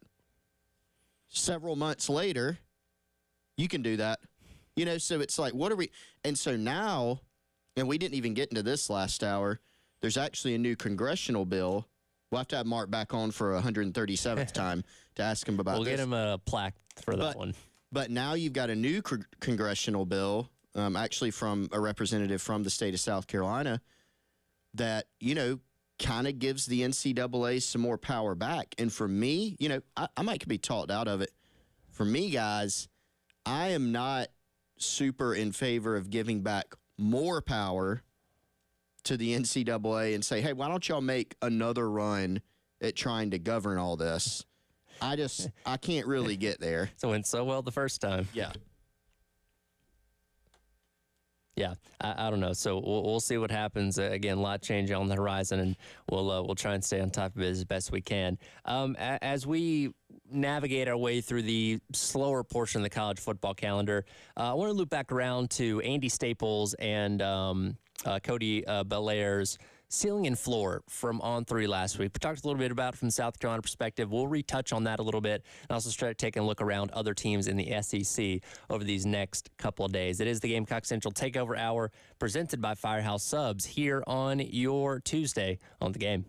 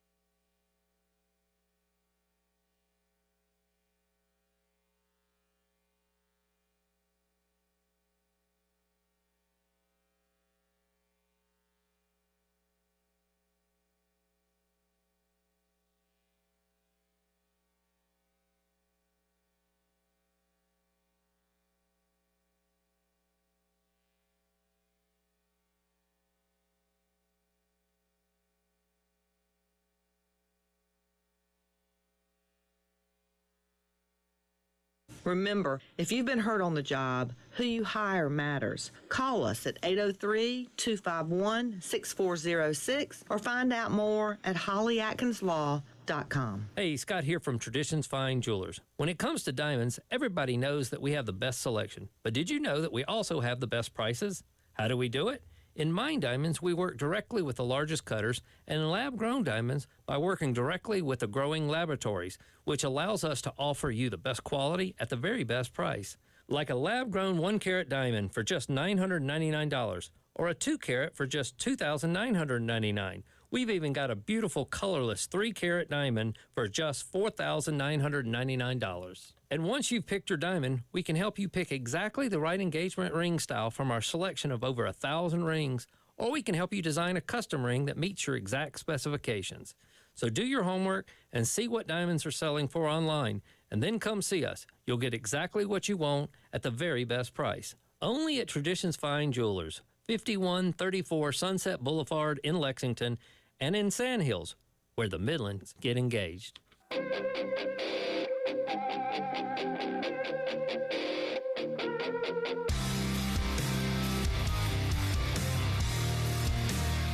It's the Gamecock Central Takeover Hour with Chris Clark, Wes Mitchell, and Tyler Head on your home of the Gamecocks in Columbia, 107.5 The Game. Also heard on 100.3 The Game in Myrtle Beach and 100.5 The Game in Florence.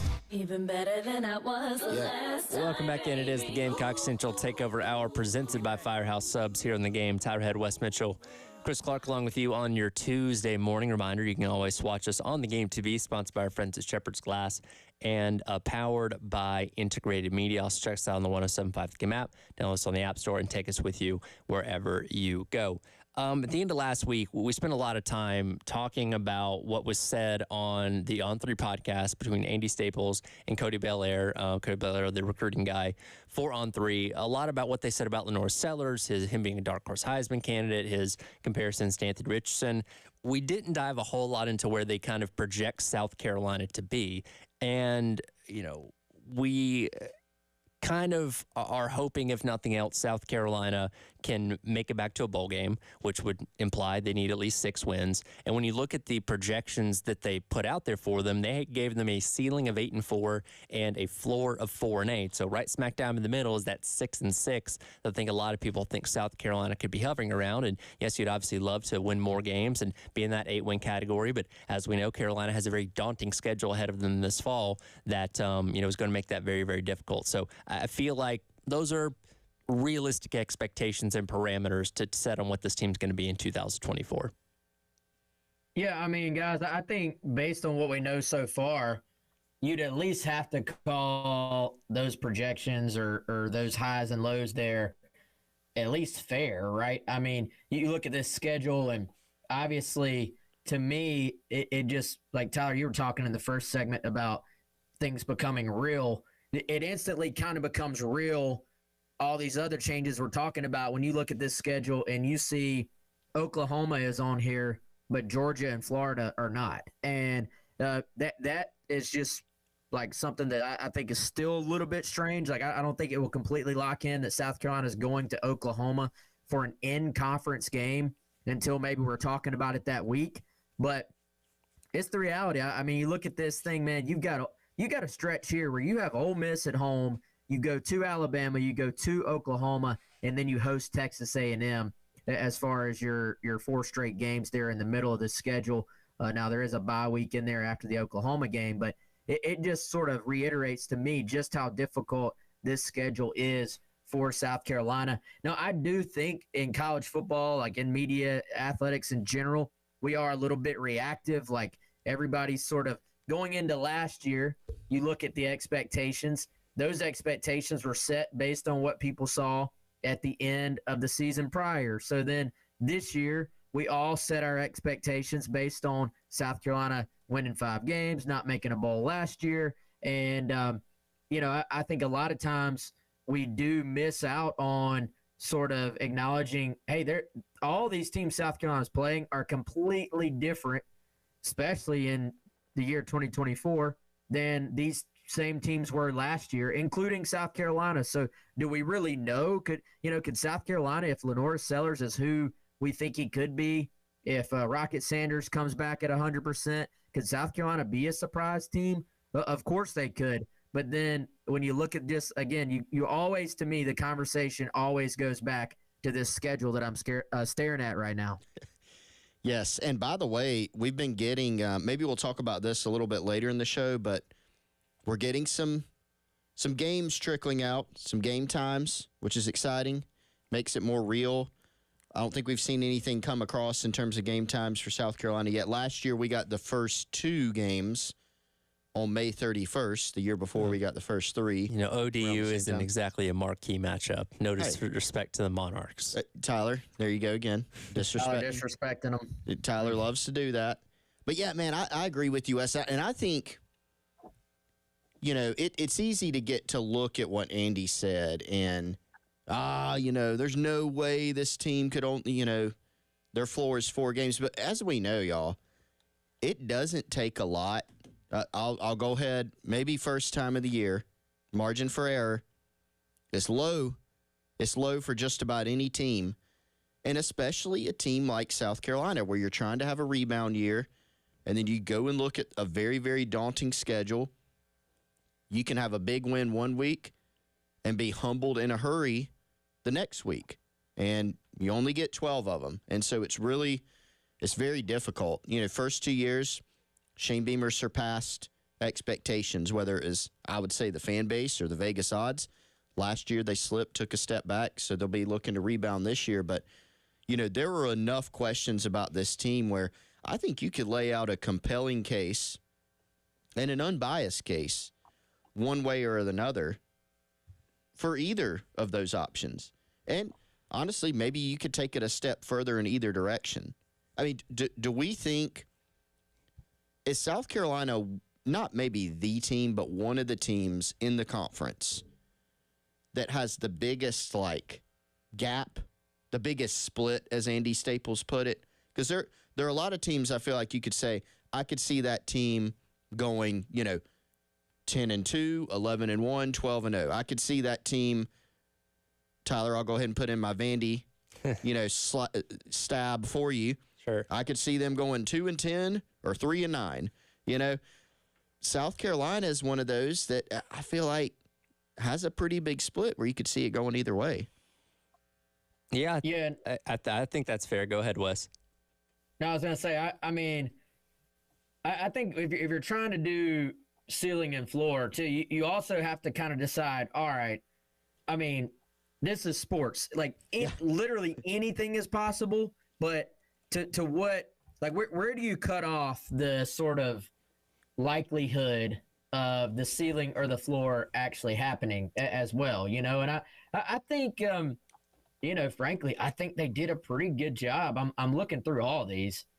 They did a pretty good job with most of them, including South Carolina. And, fans, obviously, you see that 4-8, and, that's an ugly number, but South Carolina won 5 games this past season. So it's not really that far-fetched to think that could happen.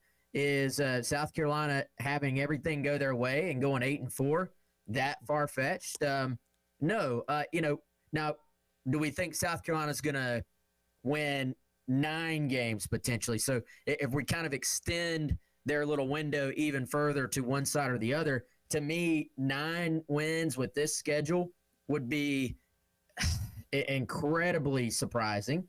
On the other hand, would just winning 3 games when you do have Old Dominion, Akron, Wofford, Vanderbilt, on your schedule, probably, that's probably pretty far-fetched as well. So I actually, going through these, I don't think this is one of those things we see sometimes, especially from a national standpoint, it's just sort of thrown together. I think they actually put some real thought into these numbers and looked at the schedules and tried to play it out in their minds, which we know in May is impossible. But I think there was a good faith effort to try to get this at least somewhat right. Well, and listening to the full podcast, what they did with every single team when talking about their floor, there's a distinction between a South Carolina going 4-8 because they play really bad, and a South Carolina going 4-8 because, like they had a season ago, where you just have a ton of injuries on the offensive line and are just decimated at that spot. So there's a lot of ways you can get to that floor that aren't necessarily all the same. So, if South Carolina gets to 4-8 just because they're terrible across the board, then okay, maybe we're having a different conversation than if they just get, decimated by injuries at wide receiver or something like that.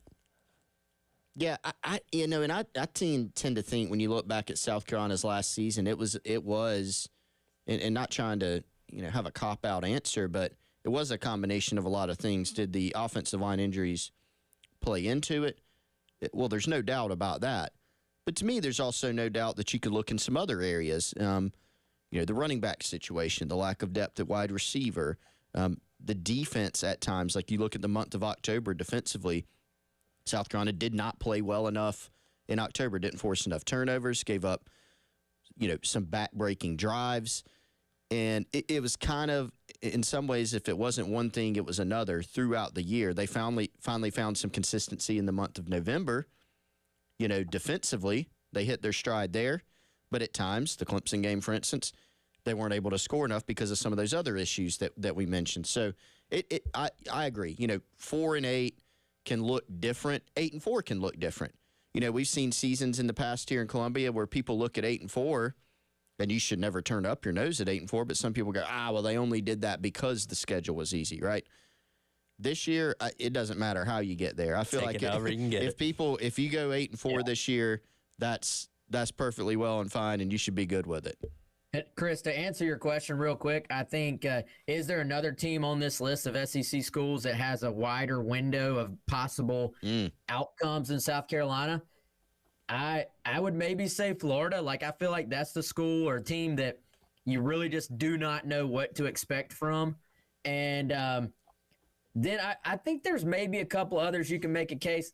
Texas A&M, and they have a new coach as well, so who knows what that looks like. But just over the years, I feel like they've been known for, especially under Jimbo, you just never know what you're going to get from week to week. And then I think for the most part, though, it's kind of those schools like a Mississippi State. They've got a brand new coach, a guy who's not been a head coach before, a guy that I think is pretty good. But, 7-5 or 3-9 is sort of the window they gave them. To me, that probably makes sense as well. We will take our tour around the rest of the SEC. We'll start with Florida since Wes mentioned them a moment ago. Coming up next, it is the Gamecock Central Takeover Hour presented by Firehouse Subs here on the game. From the Midlands to the PD to the beach. The Game Network. Yes, that phone in your pocket or purse will keep you in touch with your family and friends. It will take great selfies of you on amazing adventures or just this morning's breakfast. And it's pretty good in case of an emergency. But the single most important function of your phone is the game. But both defenses have been this year. What's so funny? The noise. You can listen anywhere. Just go to iTunes or Google Play and download the Game app now. All right, guys. As always, telling you about our good friends over at Classic Roofing. Head on over to classicroofingsc.com right now, or just give them a call, 803-590-7870. My friends Joe Reeder and Max Sawyer, they want to take great care of you and your roof. What are you going to do at classicroofingsc.com? You're going to get information about their services, and you can set up a free estimate. With a wealth of experience spanning more than 20 years, their team of experts, they're well equipped to handle all of your roofing requirements. That could be a residential project, a commercial undertaking, or really anything in between. They've got you covered. The mission is simple: provide you with top-notch roofing solutions that not only protect your property, but also enhance its curb appeal. Again, the phone number, 803-590-7870, classicroofingsc.com. Go on there, set up your free estimate today.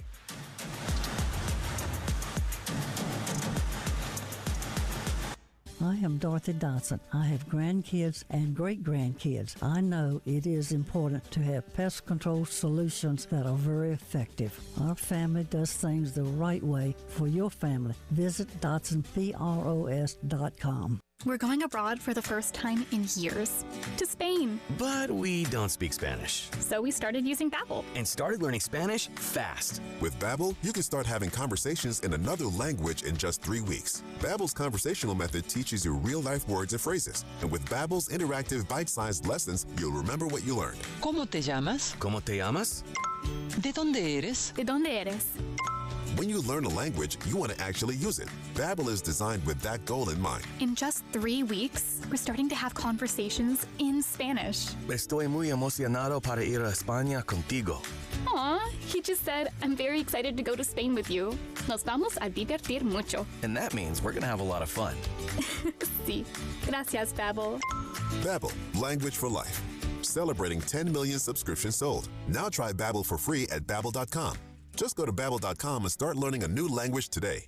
That's Babbel.com. Babbel.com. Cards issued by Sutton Bank and Celtic Bank, members FDIC. Terms and conditions apply. Are you the decision maker in your company? Consider this. For the first time in decades, there's a better option for a corporate card and spend management platform. Meet Ramp, the only corporate card and spend management system designed to help you spend less money so you can make more. Most corporate credit cards offer points as incentives, but those points amount to less than their worth in real cash value. Ramp's business cards offer you cash back, real money in your pocket. Plus, you control who spends what with each vendor. And Ramp's software collects and verifies receipts automatically, which means you'll stop wasteful spending and close your books in hours instead of days. Businesses that use Ramp add up to 5% to their bottom line the first year.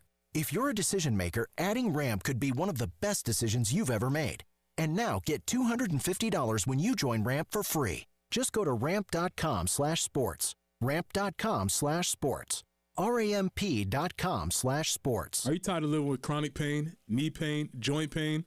Well, listen carefully, because now there are new regenerative treatments available. Hi, it's Preston Thorne, and QC Kinetics is the nation's leader in regenerative medicine, and it's now open, giving lasting relief to people with joint pain, with no surgery, no drugs, and most importantly, no downtime. Regenerative medicine uses highly concentrated healing agents from your own body, and these powerful treatments can restore and repair damaged tissue in your achy joints, so you can move again without any pain. QC Kinetics has over 100 clinics nationwide and has treated thousands of patients with incredible success. Their advanced protocols are an exciting way to manage pain from arthritis and injury without surgery or steroids or even pain pills. So if you got pain in your knees, shoulders, hip, or back, then you need to check out these new treatments. They can actually help your body restore and repair itself. So call now at 803-281-6860. That's 803-281-6860. 803-281-6860.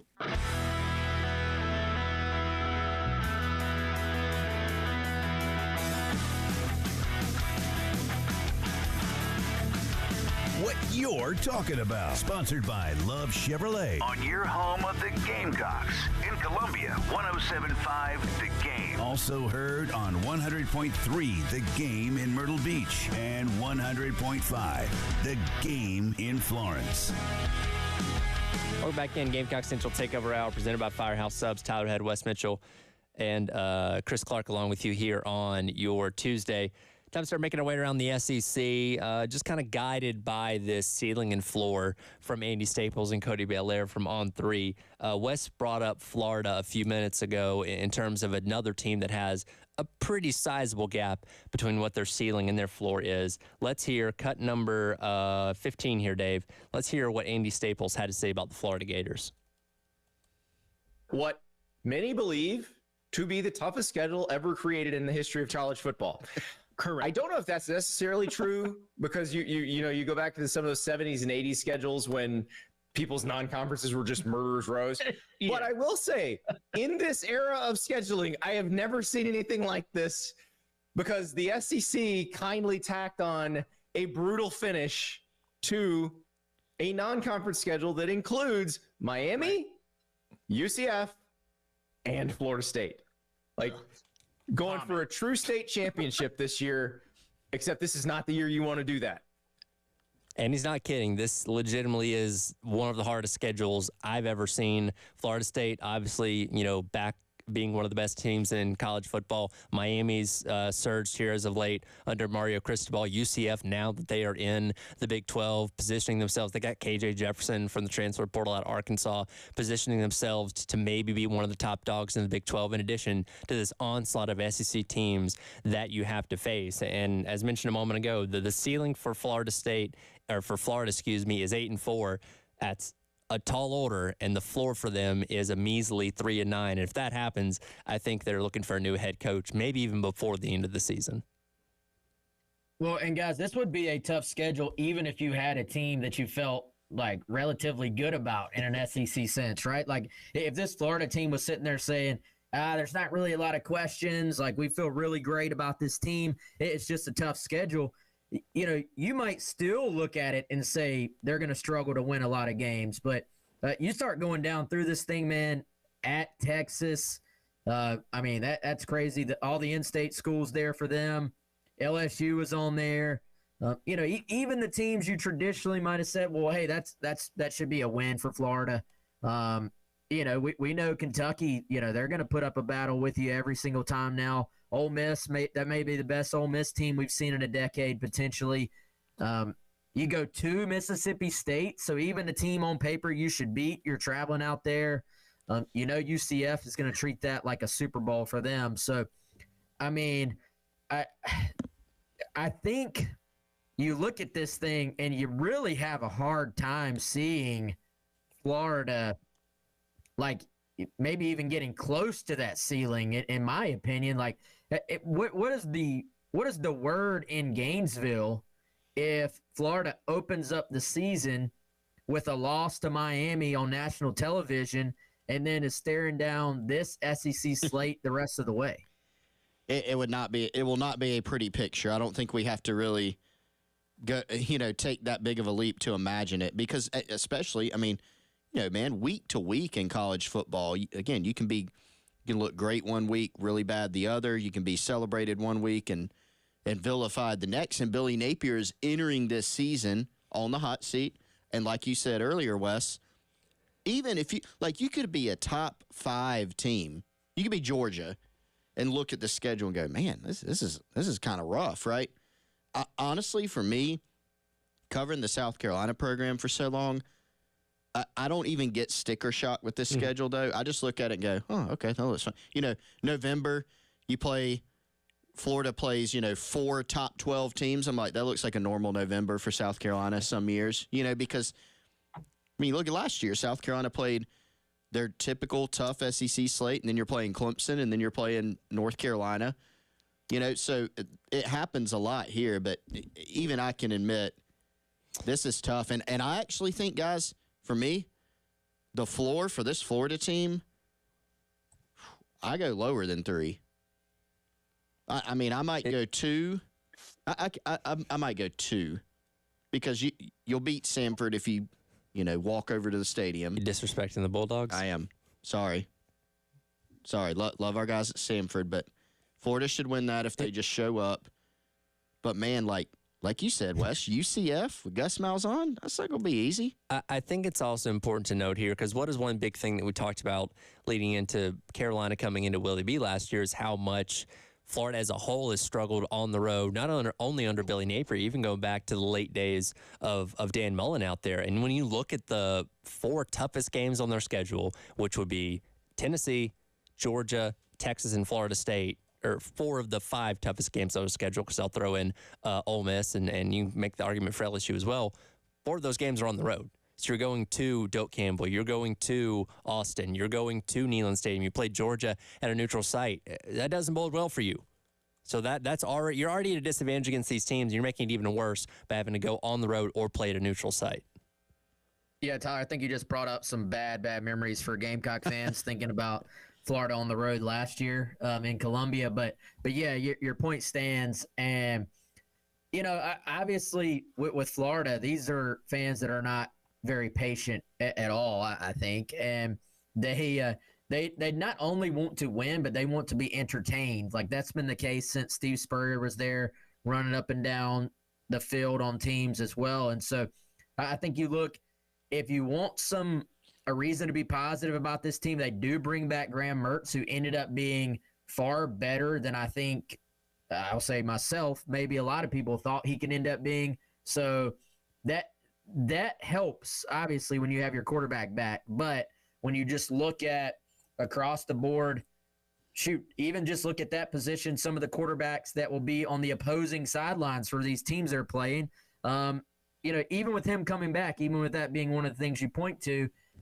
you're not going into a lot of these games with the QB advantage. So I think I'm much, to Chris's point, I much more could talk myself into Florida bottoming out and hitting that floor than I could talk myself into them just going on some miraculous run against all these teams. And, man, I hope they have some depth as well, because as we've seen, you face all these teams that are filled with just NFL-sized athletes. You're going to get banged up along the way too. Yeah, you absolutely are. I mean, you look at that slate in November and go, okay, I mean, that's tough with a fully healthy team, but you're going to have some guys out most likely. You're going to have some guys, everybody is playing hurt, if not injured, at that point of the season. And, man, I agree with you. Getting to the ceiling of 8-4 is almost a leap for me. Now, you could say, hey, Florida's been underachieving. If they put it together, they can make a run. Yeah, there's still a good bit of talent on this team, and I think you can make a good argument that they have underachieved at Florida. As Andy Staples said, one of the prerequisites, if they could stop sending 10 people out on the field goal block team, extra point block team, maybe that'd be a step in the right direction. And they actually did that again in the spring game this year. I know. Hilariously. Crazy. Which makes it all the more frustrating that South Carolina dropped that game last year, by the way. But, yeah, you really got to – I think you really got to stretch to even see them getting to 8 wins this year.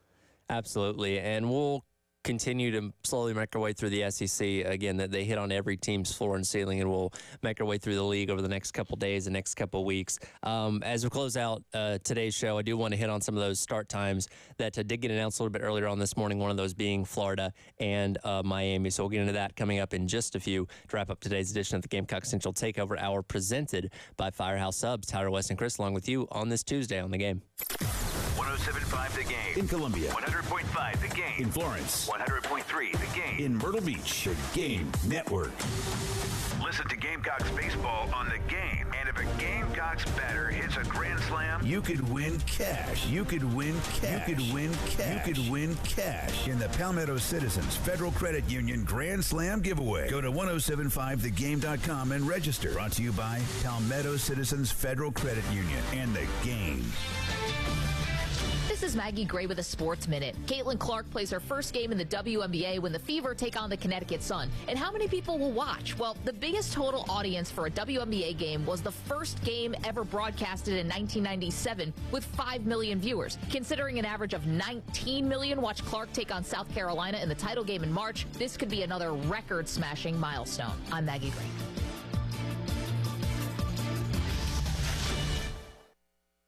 Did you know that feeling sluggish or weighed down could be a sign that your digestive system isn't working at its best? Taking Metamucil every day can help. Metamucil fiber powders help promote your daily digestive health using a plant-based fiber called psyllium. The gelling action of this special fiber traps and removes waste so you can feel lighter and more energetic. Metamucil, promoting digestive health for a better you. Learn more at Metamucil.com.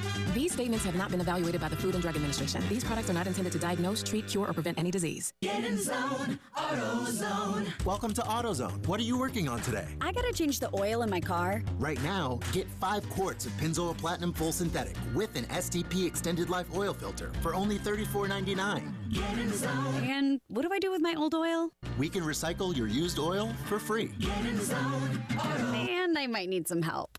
No problem. We have helpful how-tos at AutoZone.com. Get in zone, AutoZone. Restrictions apply. Clogged, overflowing gutters can cause thousands of dollars in damage to your home's foundation. Canty Foundation can replace your gutters and save you money. Canty installs gutter shutter. Call us today for your free inspection. Canty can fix it. Having a reliable gutter system is essential to protecting your home's interior and exterior. Heavy rain can unleash gallons of water onto your home, and poorly maintained or leaky gutters could lead to roofing, siding, and water damage that is expensive to repair or replace. Online at candygutters.com. For the ones who work hard to ensure their crew can always go the extra mile, and the ones who get in early so everyone can go home on time, there's Grainger, offering professional-grade supplies backed by product experts so you can quickly and easily find what you need. Plus, you can count on access to a committed team ready to go the extra mile for you. Call, click Grainger.com, or just stop by. Grainger, for the ones who get it done.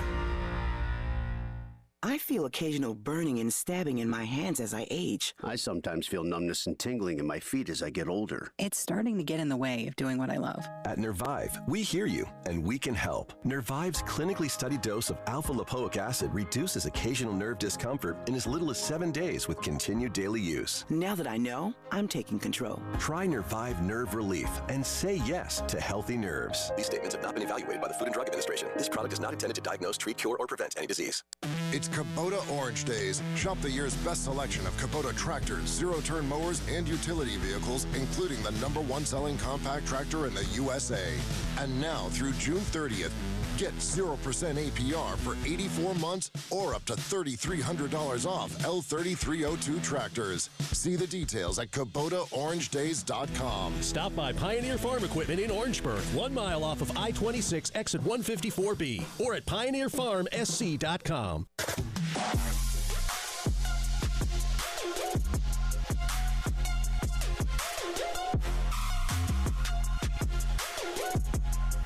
It's the Gamecock Central Takeover Hour with Chris Clark, Wes Mitchell, and Tyler Head. On your home of the Gamecocks in Columbia, 107.5 The Game. Also heard on 100.3 The Game in Myrtle Beach. And 100.5 The Game in Florence.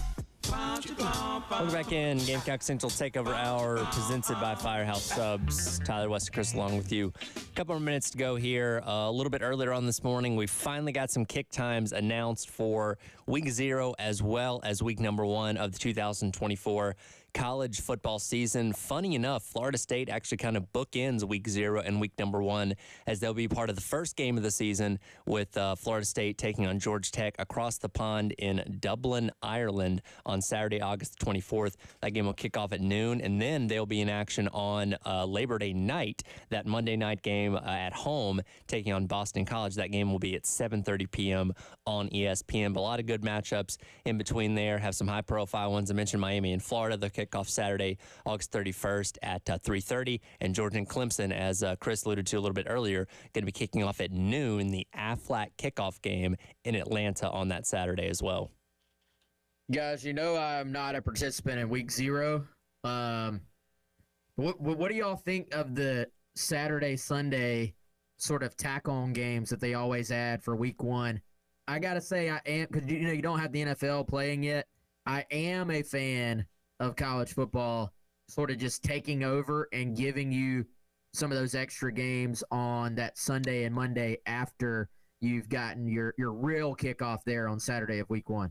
I'm all for it. I think, it's the one weekend of the regular season that college football can truly kind of go wall to wall. I mean, it really gets started Thursday night. You're going to have a very interesting matchup with North Dakota State going up to Boulder to take on Deion Sanders in Colorado, which, if you're a Colorado fan, you might have to sweat that one a little bit. North Dakota State has taken down a lot of FBS programs in their time. So you get this full, literally like 5 days worth of college football, which is phenomenal. And I enjoy every second of it because then the NFL kicks in the next weekend and it's back to mainly just on Saturdays after that. So I love it. I much prefer home and home games as opposed to neutral site games, but that's just kind of a part of Week 1 that we have to accept. Since you mentioned Colorado, and we won't spend a ton of time on this, but man, that one could get interesting, right? Because, I fully recognize and credit Deion Sanders for what he's done to, kind of, they didn't have a great year last year, obviously, but he's got people talking about that program in Colorado football for the first time in years, and certainly he's added more talent to the program than they had. But their schedule, I mean, that first game is sneaky. They got to go to Nebraska. Yep. Right after that, They play at UCF. They got Kansas State at Arizona, Utah at Kansas, Oklahoma State. They have a schedule where you can look at it and go, okay, this could be easily another losing season. There's already been a lot of conversation about Deion's methods in recruiting and things like that. That noise, I think, could get pretty loud if this season does not go well for the 2024 campaign. Guys, how about them sort of stealing the spotlight again, though, with that Thursday kickoff? Say what you want about the program, say what you want about the methods, but they do know how to stay in the spotlight over there. And obviously, they would have been anyway, but you're kind of avoiding competing with some of those other big games that first weekend. Lots of football fans will be tuned in on that Thursday night, mainly to just either pull for Deion wholeheartedly or pull against that program wholeheartedly. And, I think it does remind me a little bit for the longest, and we've seen fans on Gamecock Central even and on Twitter talk about how they do miss a little bit of those days where South Carolina just consistently was opening the college football season as your Thursday night opener, because it does provide a little bit of a unique spotlight on your program that you don't necessarily get on a Saturday. Absolutely. And so Colorado will kind of have a little bit of spotlight on themselves, and if that goes sideways, it could be a different conversation coming away from it. Some other marquee matchups that weekend, you're going to have Notre Dame and Texas A&M. That'll be the big game for Saturday night. Game day will be in College Station on that Saturday. You get Southern Cal and LSU out at Las Vegas on that Sunday night. That'll be the one game on that day. As I mentioned, Boston College and Florida State wrapping up the weekend on that Monday night as well. And then, like I said, Florida and Miami that afternoon. Colorado State going to Texas, and then Western Kentucky taking on Alabama. And our first edition of ACC After Dark, TCU going on the road to Stanford Friday, August 30th for a 10:30 kickoff. Y'all make fun of me for not being able to watch, all of games or like the second halves of games. I will probably not make the kickoff for that one. Especially what a weird that is the one. I normally roll with the punches with the changes for college athletics, but Stanford being an ACC team that's going to go all around the country, and TCU going, that's just weird. I just don't like it. The names of these conferences, most of them have geographical ties. And, when you talk about the SEC, like, all right, yeah, Oklahoma and Texas, not necessarily in the Southeast, but, like, it's Missouri. not that far of a stretch. But when you're literally taking a team on the Pacific Coast and putting them in the Atlantic Coast Conference as well as Cal, too, it's like, all right, now we're getting out of hand. Dabo Swinney hanging out. Pac-12 After Dark can never be recreated, I feel like, guys. R.I.P. It will truly be missed. Hey, before we get out of here, the funniest thing that I've seen so far after some of these game schedules times have dropped is a meme of Kirby Smart, like, talking to his team in the locker room, and it said, the only reason they gave us the noon game is because they think we're going 7-5. That's right. Accurate. Yep, 100%. By the hilarious. way, he's going to use that somehow. That's going to be a dull environment for a marquee game. Noon on a Saturday in Mercedes-Benz. Just got to get up earlier. I guess so. Lots of mimosas time. I'm not a fan of it. We'll dive into more of this stuff as the week goes along, and also go around more seedings and forwards in the SEC coming up tomorrow. It is the Gamecock Central Takeover Hour presented by Firehouse Subs. Halftime show. Myself and Terry Ford up next here in the game.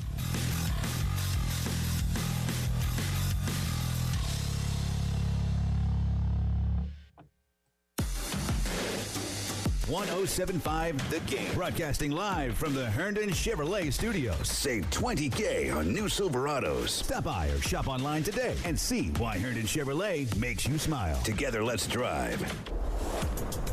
All right, guys, before we get out of here, let's tell you about one more great sponsor. That's our friends at Gold Line Framing in West Columbia, South Carolina.